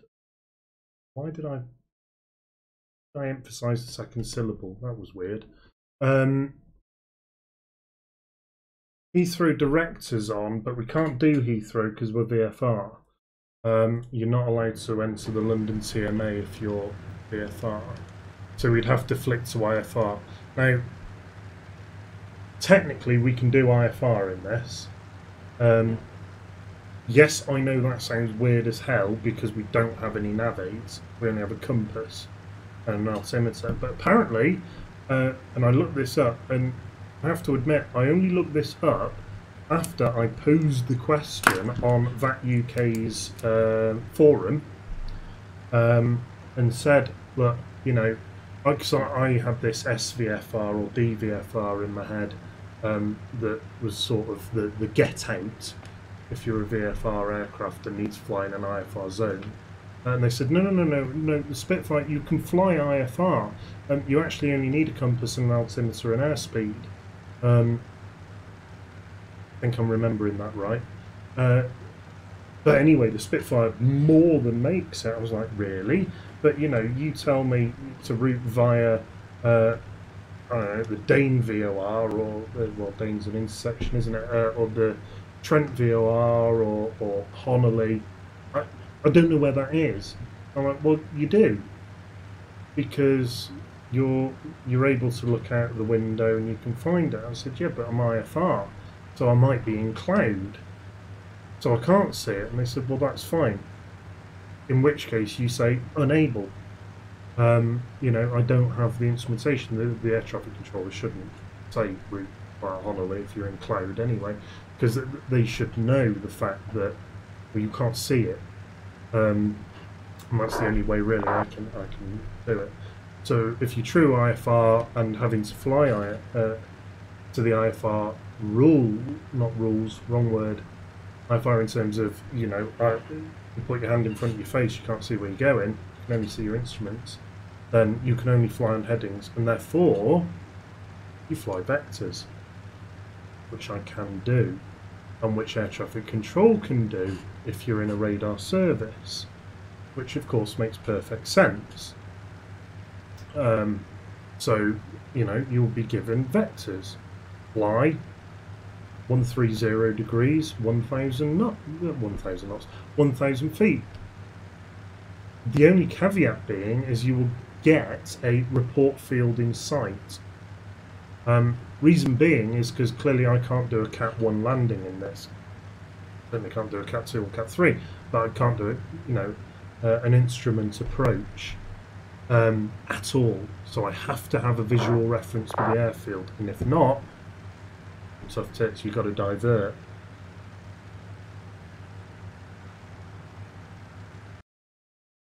So we're just coming, we're flying pretty much southeast at the moment. I'm just going to nudge left a bit. We're currently flying over heading towards Hucknall, so north Nottingham, if anyone knows that area, getting towards my neck of the woods now these days.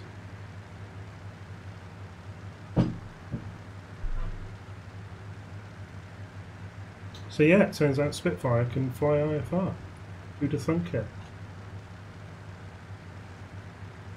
And that was my naivety on understanding the definition of IFR, really. Well, I knew what the definition of IFR was, but I didn't quite realise it could go as basic as it does. I thought you at least needed an ADF. But no, apparently not.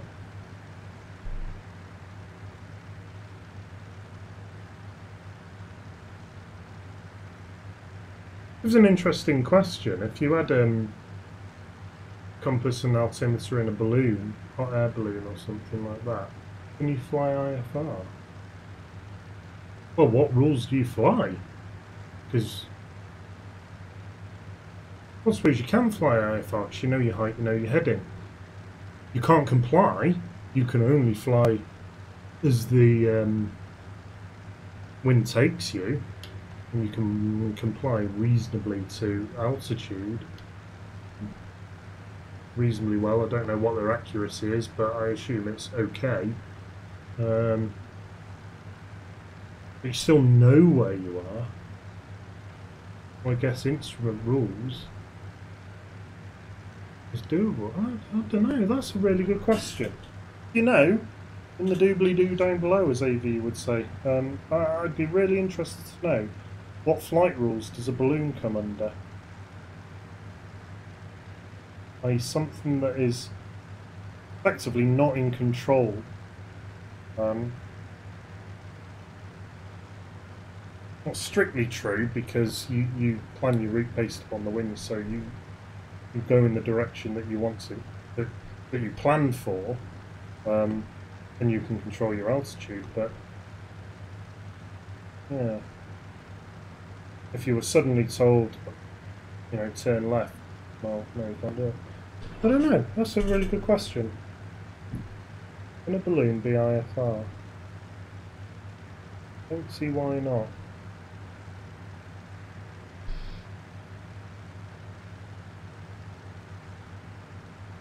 So coming up towards Newton. Newton is an airfield. It is sort of still in use as a private airfield. I know it because it's 1936 Squadron Air Cadets there. So I'll tell you what, we'll give them a bit of a buzz. Not that I owe anything to the Air Cadets, but in a virtual environment. But it would be pretty nice to do. You know, I know what it looks like in real life. I know there's warehouses there, but I know there isn't that big lake there. So I think that's an autogen lake. Where's Newton? There. No.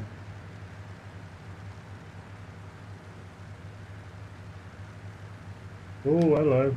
Hello. Not on it, no. Oh, I think that's it. Oh no, we're on it now. This is it. Hey.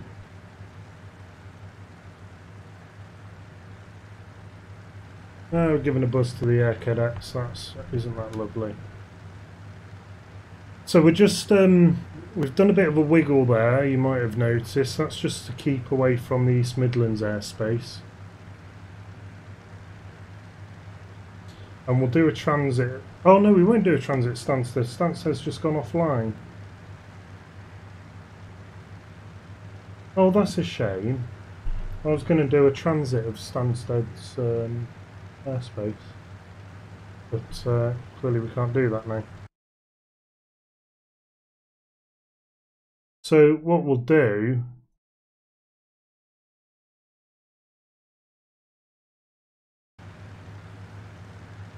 is we'll fly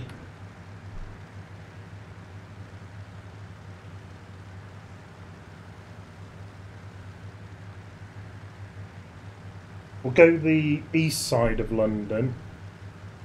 Oh, that might have been a bit loud. Over the Thames estuary, and we'll then fly into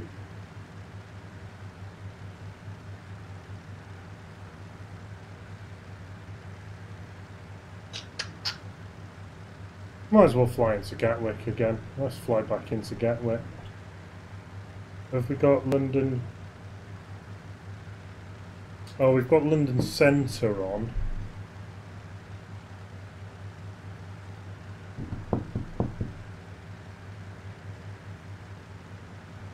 Which doesn't control Gatwick.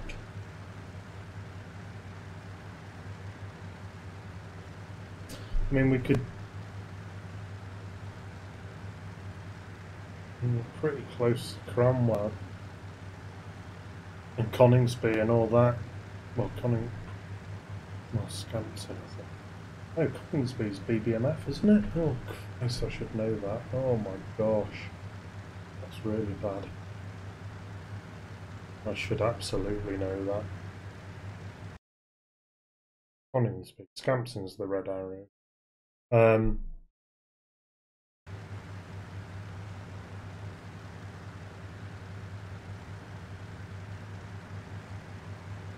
Just about to come over Cottesmore.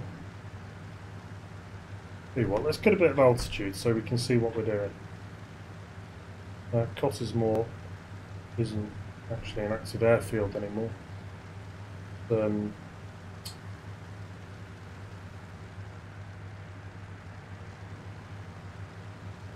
Oh, Army have moved in. It's crap. I forget the name. It's William McGloss. No, it's Grantham. I've forgotten what they called it. No, I've completely forgotten what they called it. Oh, we got Dale Brooksby and Lewis on, so two excellent controllers there on London Centre, or London Centre and London North. We're not on either of their airspaces, so you don't have to worry about it because we're low.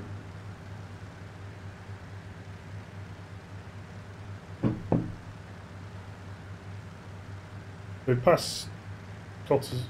Oh no, we're coming up to Cottesmore. That's Cottesmore. Yes, that's Cottesmore. What do they call Cottesmore now?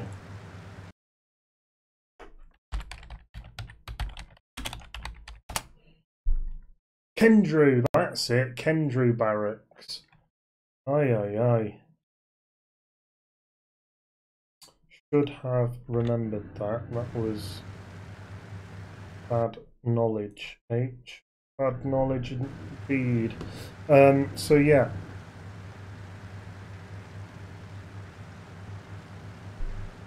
You want to see the route we've done so far?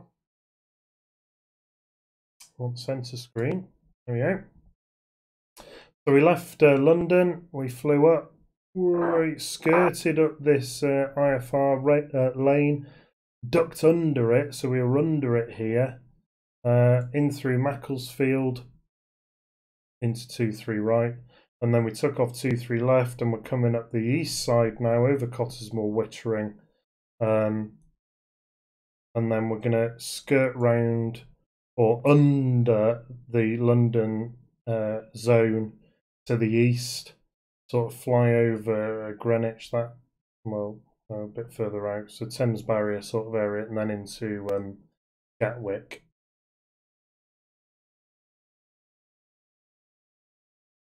And there's a good example of, you could see, joystick cam's on, I've not touched that, and we're still straight and level. Alright, height. Altitude is oscillating because it's unstable. Yeah, I might talk about that in a minute. But if you've got a trimmed aircraft, you can walk away and know you're not going to crash in the next few seconds. So, flying over Wittering. Sorry, Wittering. My pronunciation's bad, isn't it?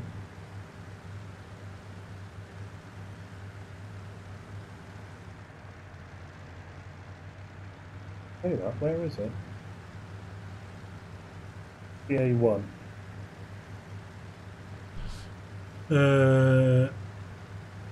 Was that over there? Have we already passed it? Wittering used to be my home base.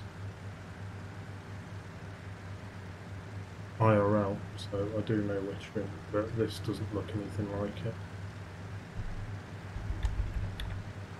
Oh, we have just, yeah, we've lit.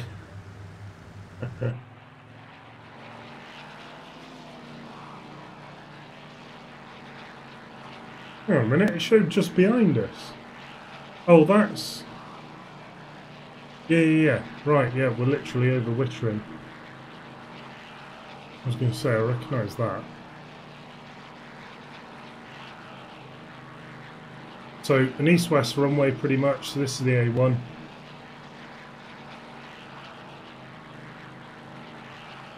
We should have the A46 here somewhere. Hang on. Oh, that's one way to make yourself seasick. A1's going that way, A46, there it is, yeah, so that's the road. Takes you up towards Leicester, so I used to come in here. Actually, I was naughty, I cut through Stamford and then went in the back gate round about here. But you could just follow the 46 down up to the A1 and then into Wittering that way. Not giving away any secrets. Google Maps routes you that way. So fuel, right? Okay, so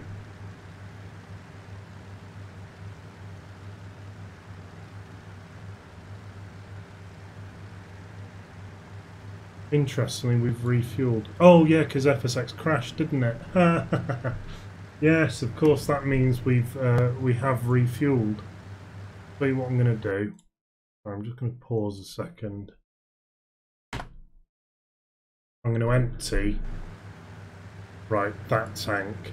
So we're fueled up as we should have been. Not truly accurate because we've now just flown halfway with a full tank of fuel. So you know, we've been a bit heavier than we would have been.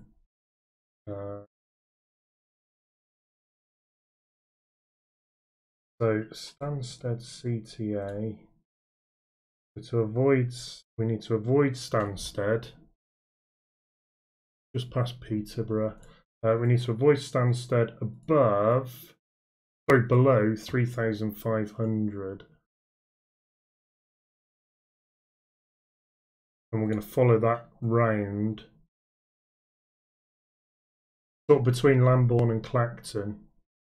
For anyone who does that sort of thing.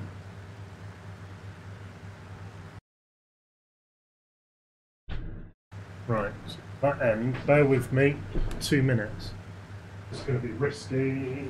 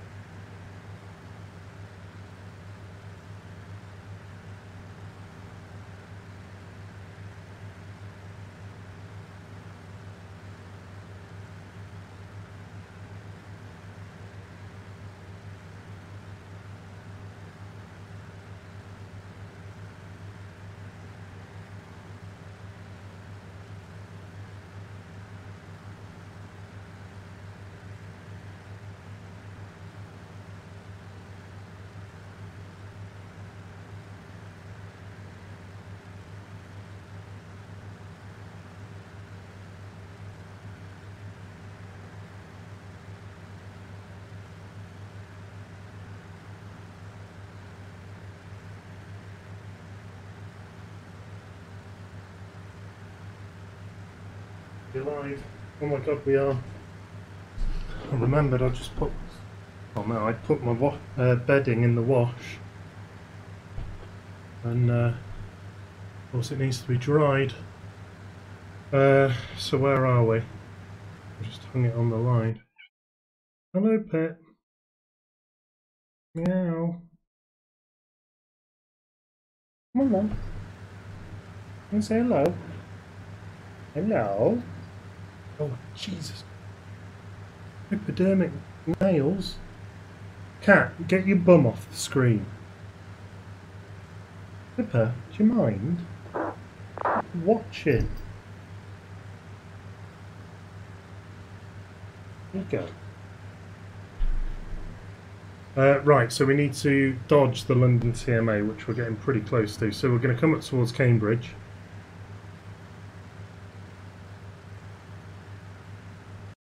Sorry, just sound cut out there. Well, I've pulled up vPilot, make sure we haven't got a contact me. Words.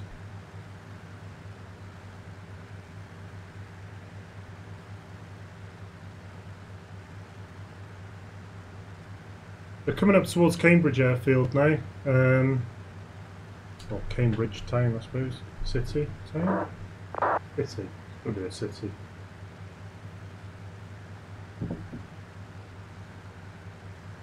Oh, and Gatwick Tower's gone up. So, right, so we've only got London Centre and London North control on.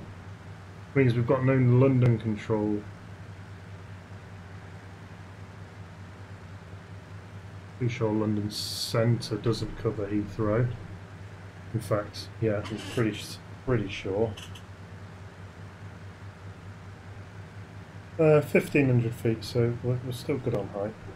We're kicking arse in terms of speed, 258 knots. Yes, there is a speed restriction below flight level 100, but yes, I'm in a Spitfire, so I don't give a crap. Equally, to be realism, you would just ask the air traffic controller, do you mind if I go a little bit quicker than 250 knots? You know, the reason it exists is, well, for coordination and for noise abatement, but very, very few people in the UK will complain about the sound of a Merlin engine going overhead. Well, you know, 70 years ago, it was the best sound in the world, because it was better than the sound of a Messerschmitt going overhead. You know, not wanting to make light of the fact, but one of the reasons why it is such a beautiful sound is because generations, some still with us, mainly gone, knew that if you heard a Spitfire going overhead, you're going to be alright. You're going to be alright. Horrible, horrible times, wartime. So it gave you a feeling of security. It was lovely. And that aside, from me as clearly I wasn't alive during the war, but for me as an engineer, and I'm not a combustion engine engineer by a long shot, so for me as an engineer is a bit of a dead statement, but the sound of a Merlin engine is just, that's gorgeous.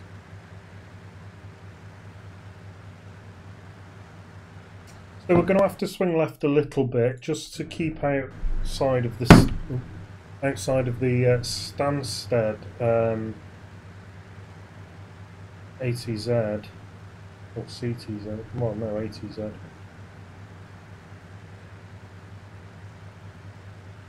Still trundling around about 1,500 feet, thereabouts. Scotland Centre's just come on. Oh, we should have gone north. We should have gone up towards Edinburgh. Well, poop.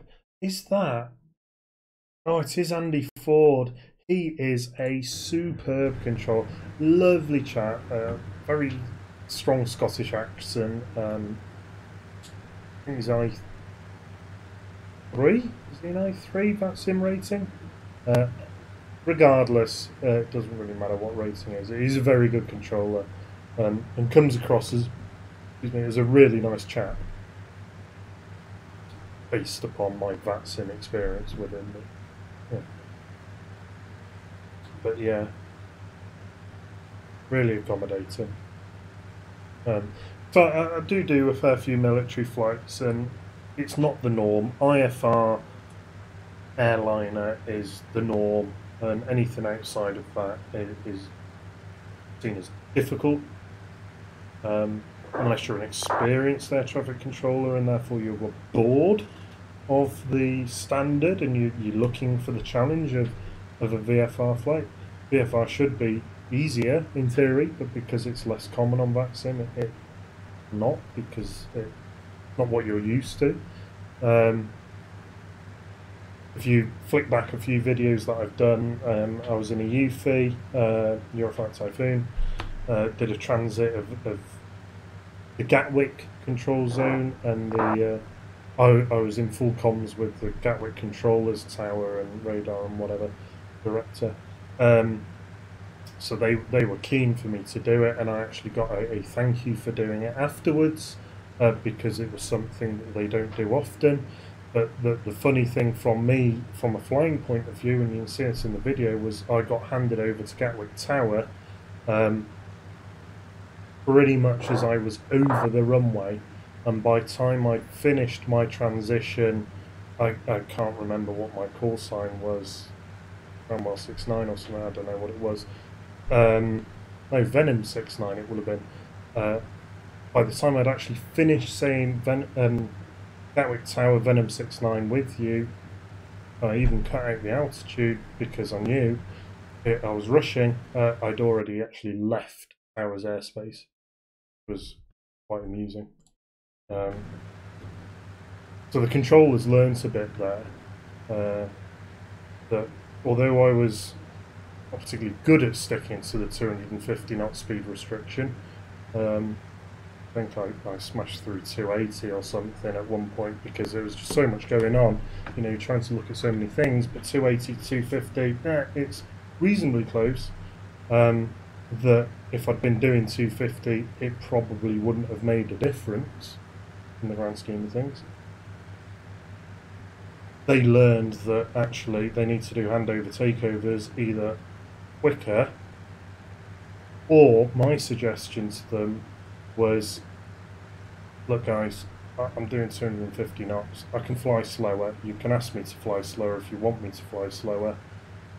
I can't go a lot slower, but what might be easier is that Tower says, right, I will pause departures, takeoffs, arrivals, whatever, or clear a tunnel in airspace to the director. That's yours for the next 5 minutes, 2 minutes, 1 minute, 30 seconds, whatever. I'm well aware of the UFI coming over. I can see him on my radar. You keep him on frequency. You give him the clearance over the threshold at 2,000 feet. I will make sure we don't have a near miss. Just keep him on your frequency, because the handover takeover takes so long. You keep him on your frequency, I'll watch him on the radar, and I'll make sure that it's not an issue. And that was my suggestion, because I'm there and gone very, very quick. When you're not flying at, 90 knots in a 172 doing a transit, for example.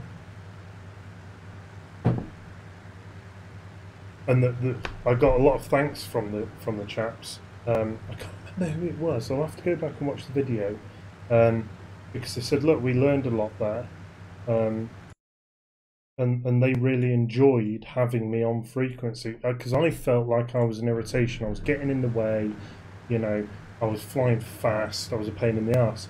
But no, they turned around and said, no, that's not the case at all.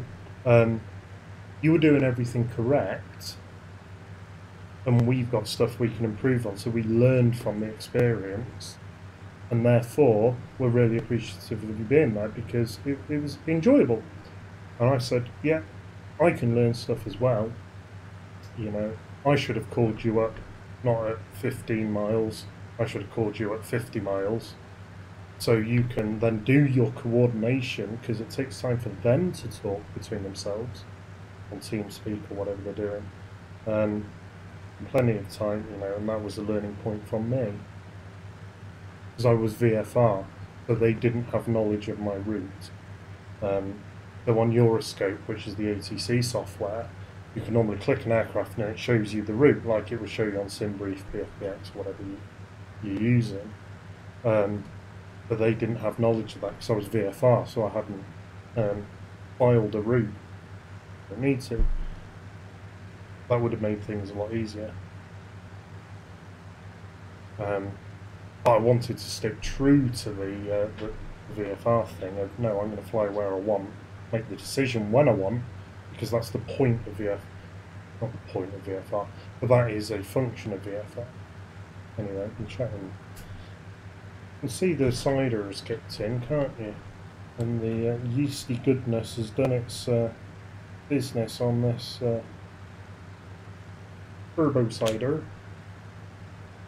Yeah, it's good if you're, you know, if you're an age old enough to brew alcohol. I definitely recommend the turbo cider recipe. It's pretty good. And then if you're doing a wintry one as well, you can just add you know, half a teaspoon of nutmeg, half a teaspoon of cinnamon, maybe a quarter of a teaspoon at most of allspice. Maybe chuck a couple of cloves in, or star anise or something, and then you've effectively got a mulled cider, which you can drink either at room temperature, like I'm doing here, or you can stick it in a saucepan and just warm it up, or if you're in a microwave. Say that. Most people own a microwave. I don't. Weirdly, never found a need to own one. I've used one, don't get me wrong, but yeah. I've got quite a small kitchen as well, so it's not ideal having one. It takes up so much space. So we're breaking every air law here in terms of your altitude above the ground. Well, I say that, I'm actually above 600 feet, so I've got to be above 600 feet above ground level. Technically I'm not breaking. Uh-oh. Uh-oh.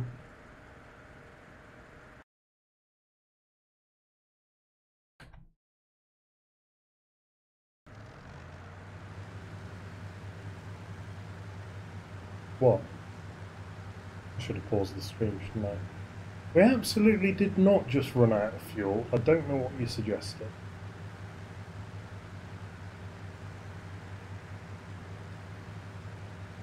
I've been watching that rather than talking about the cider.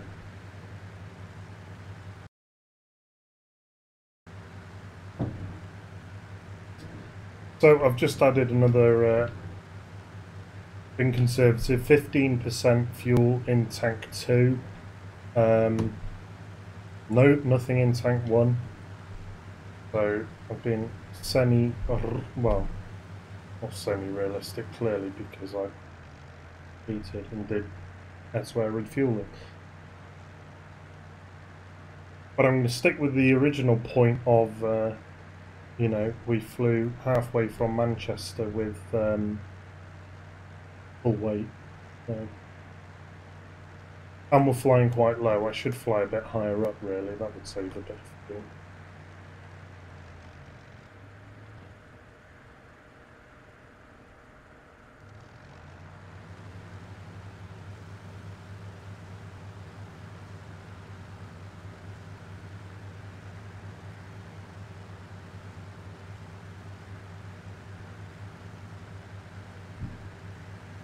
So we're about to enter the, well, not the London TMA, but London Class A, which has got 2,500 feet bottom on it. Very weird message there.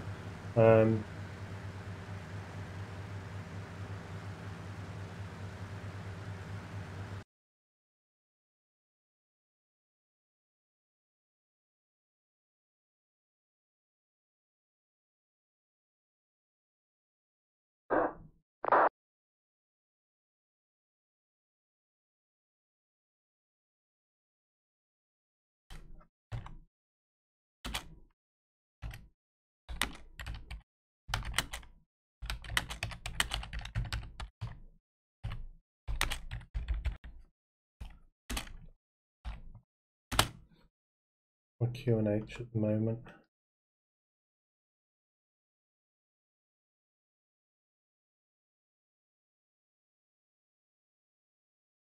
I think we should be on 101. Well, let's stick with 1015. Right there. So just type in a message into VATSIM. So EGKK traffic entering zone at Sevenoaks, 1,000 feet. QNH 1015. Join to land. Full stop. Will call final. There we go.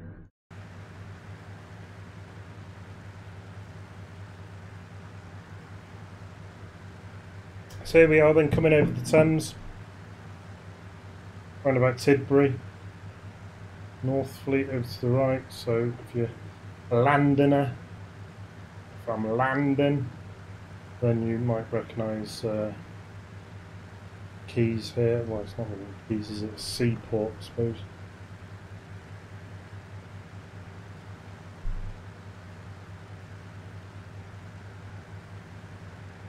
Oh, and Stansted Tower's just come on. As has Luton. We're already well past. Oh well. Dreams of doing a transit have gone right out the window. Doing that Yorkshire thing again, isn't it?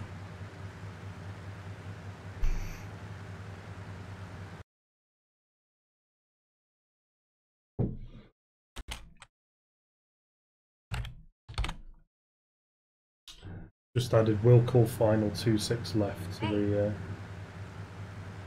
message.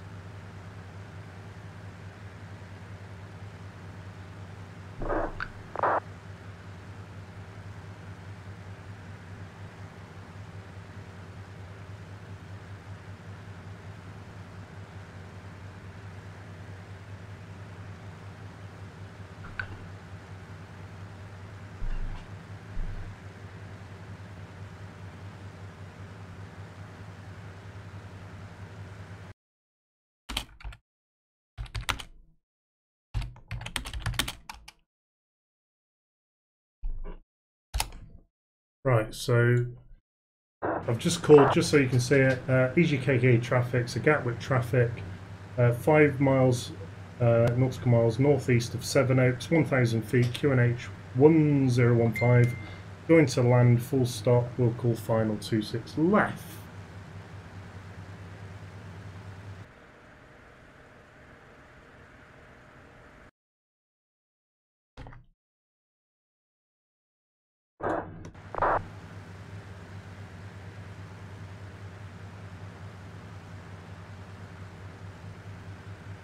So we've got 2 aircraft on final. Seabird 112 and EasyJet 71 Uniform Kilo. Seabird 112 I can't actually see on that spy, but I can see on and G.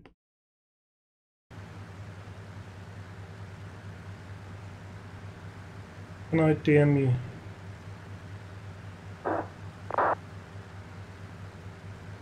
Yeah, you can if you can find my Twitter, Flight Simmer. I honestly can't remember what the hell it is.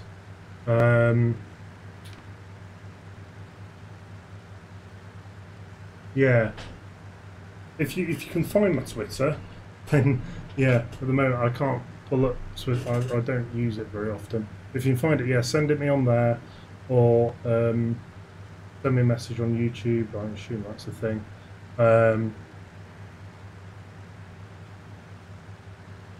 You can probably find my work email actually. You Google my name, but yeah. To be honest with you, mate, it's Creative Commons. It's going up as, so you can post what you want. I can't remember what the license states, but yeah, that's fine. But yeah, if you wanted to keep me sweet, then I'm more than happy to have a quick look. But at the end of the day, yes, I'll be happy. I'll be more than happy, mate. Seabird 112s. I don't think existent. So I'm going to turn final.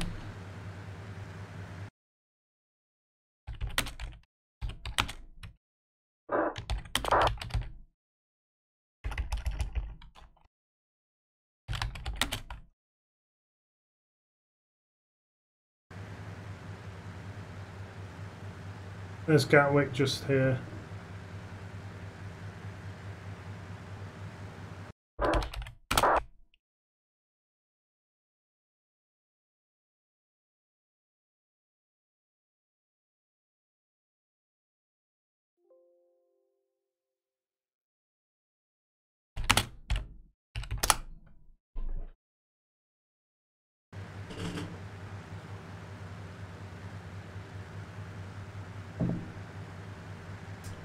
Yeah, Roger, Flight Simmer. Happy days, mate.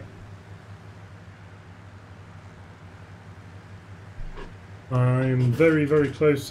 So I've just posted a message onto SwatSim, EGKK traffic, the Gatwick traffic, long final, 26 left, 9 miles. And we can see just a little bit off centre line here. Well, there is quite a bit of traffic around this, but the only one coming into Gatwick. Oh no, there is a Pebble. Alex Metcalf, I recognise that. Oh, why do I recognise that name?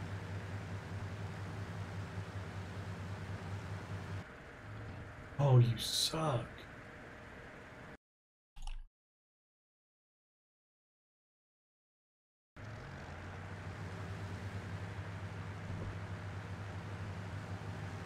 Ah, yeah, just got a pop-up from Chrome for your comment, mate. So full rich, full pitch on the prop, so we can bring the throttle back. We'll bring the supercharger down, or the boost pressure down to 0. Let the speed bleed off a touch.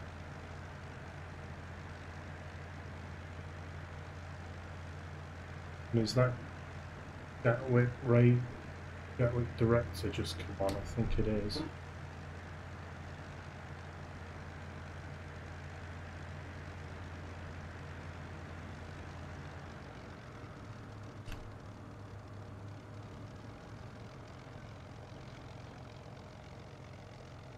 Right, so that chap's now off. He's vacated.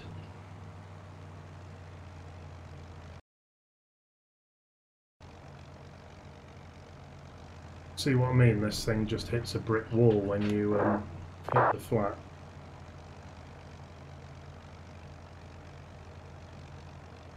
Gatwick Director has come online and is being very good because he knows I'm on short final, so he's not sending me a contact me.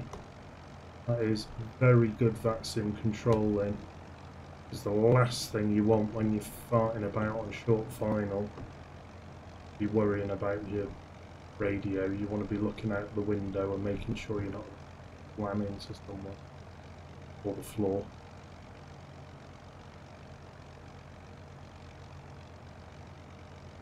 So 10 out of 10 controlling that. Who is it? Oh, it's Matt Wilson. Yeah, I expect nothing. He's very good.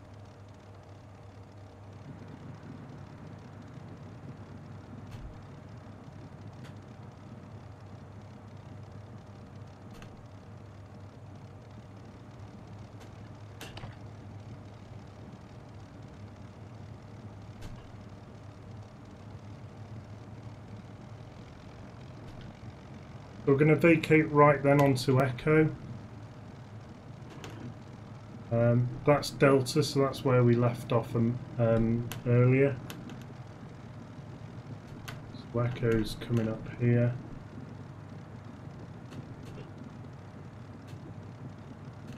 Oh wow, massive lag spike.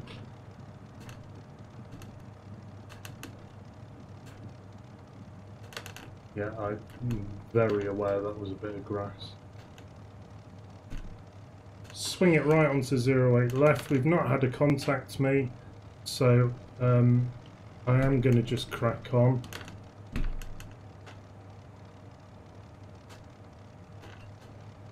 I mean, he knows where we're going.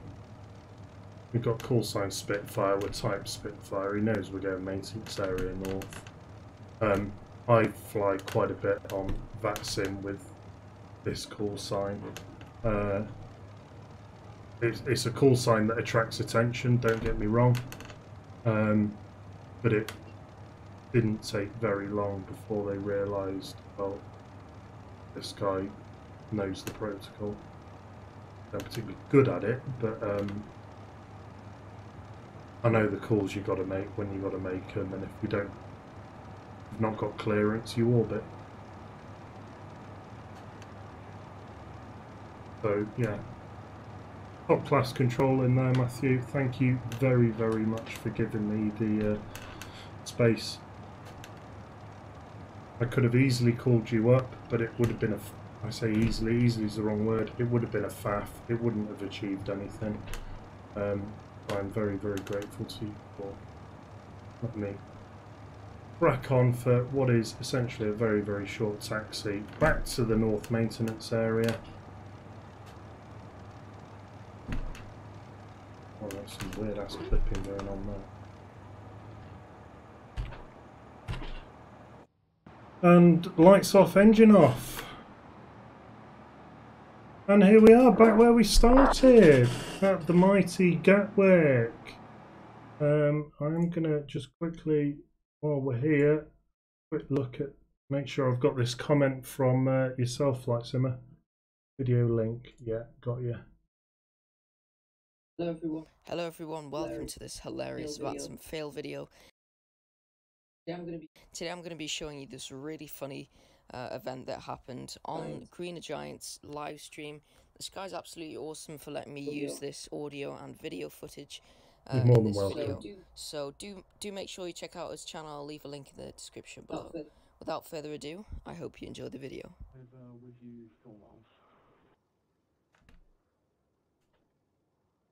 He's actually told us to hold Bravo 1 here, interestingly. So yeah, that's Bravo 1. This is Bravo 2 that we're holding short of. The other side of the hold. Furiously tight.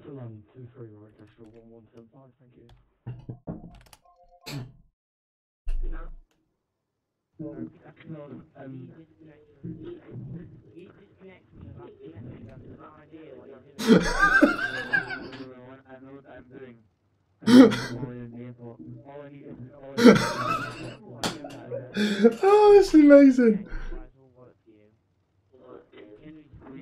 Flight Sim, are you still here watching? Oh, it's then, clearly. It's like Inception, because you can see me, oh, hey up, me there, and me here, and yeah.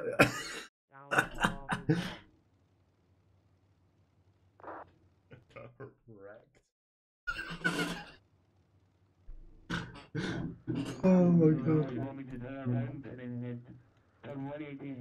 Apparently he's no Scottish.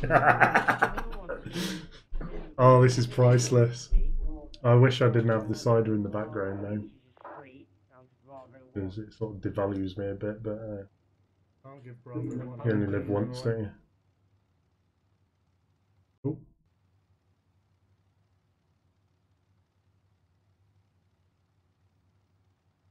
Speedbird 5874 ready for taxi.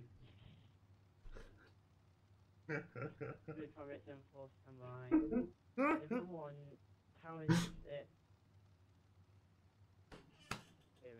please disconnect from the VATSIM network. Please disconnect from the VATSIM network.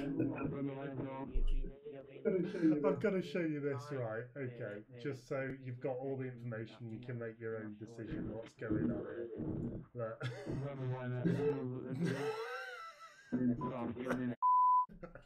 here. Thank you for bleeping that. Oh,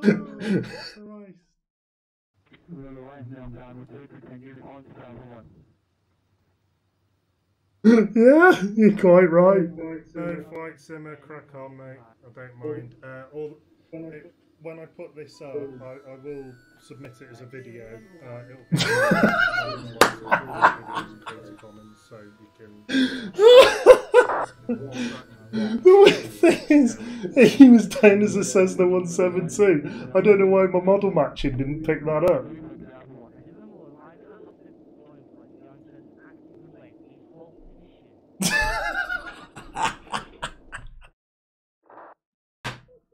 Not a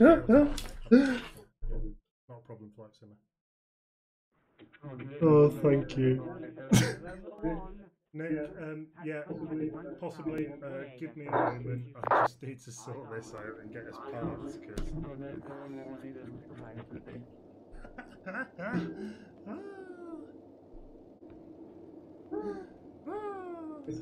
this is Saturn just here on the right.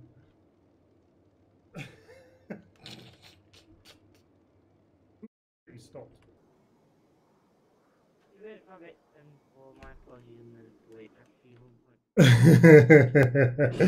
Oh, flight simmer, that is a smashing video. That is brilliant. I'm so chuffed, mate. Oh, hang on. Oh, kill that. Yeah. Thank you very much for that. That's properly made me chuckle. It really has. So yeah, thank you everyone very much for watching. If you're still with me, get a life, quite frankly, on a Saturday night. I'm about to go outside and find mine by rolling about in the grass. But yeah, but in all seriousness then, we've done quite a nice flight there. It's been really, really enjoyable. The Spitfire is a cracking aircraft. It's the one you can get off Steam. Vatavia, is it? I think. We departed Gatwick, stayed outside of the north west southeast transit zone. Dropped into Manchester Radar, onto Manchester Tower. Parked up at Tatton and got the enjoyment that you saw there. Then departed back out, off ground, off tower, off radar. Flew over Wittering, Cranwell. Well, we didn't go as far over as Cranwell, Coningsby. Wittering, down, just dodged the Stansted control zone here. Dropped in over the Thames and back into Gatwick. All VFR, all reasonably by the book. Not particularly well flown because, yeah, I'm still getting used to it. Had a cider. But yeah, it's really, really enjoyable. And that is something that VATSIM does in bucket loads. It makes flying on a flight simulator on your computer really enjoyable because there's other traffic. You've got air traffic controllers. They are very forgiving if you're not very good. I mean, if you're a complete and utter cluster that's not following the rules that are published, you know, they're not hard to follow. And if you don't know, you send a private message before you do something and say, "Can you clarify this?" I mean, if you're not switched on enough to do that, then all help to you. But it really, really is an enjoyable environment. If anyone wants to get into it, but you're scared of it, I was really scared of it when I started. Absolutely. Do send me a private message. I'm more than happy to do some private tuition with people. Tuition may be the wrong word, one-on-one, but to get you into it, because the more people on this environment, the better. And it genuinely, it's really fun. I mean, you've seen someone there getting a bit of a shoe-in, but when you get involved in this, you'll understand why. But at the moment, it's a Saturday night, so what are we on, 19:30? British summertime. There's 735 aircraft on, 84 controllers. And if we look at the whole of the UK, if I just kill the inactive airfields and kill the active ones, that's all the aircraft all over the UK. UK? Oh my gosh. World. UK is the world. We've even got Accra radar on there. We've got part of South America. Christ, geography. We've got some parts of Canada. We've got some parts of USA. You know, it's fantastic. It really is enjoyable. We even got the Gulf on. We've got Iran, believe it or not, Iraq, Lahore. Christ, we even got Kathmandu. Flipping Nepal is online. Who'd have thunk it? Hey, who'd have thunk it? UAE's very active as well. That's great. I'm actually controlling the UAE. Not that I've done a lot with them for a long time. I need to pull my finger out. But yeah, enough waffle. Hope you've enjoyed it. Enjoy the rest of your weekend. I might come on again tomorrow. I probably will come on again tomorrow. We'll have some more fun. And yeah, any questions in the doobly-doo below. Thank you very much. Cheers, Flight Simmer, as well, for your video. I'm going to giggle at that again. I'm going to watch that again. For half an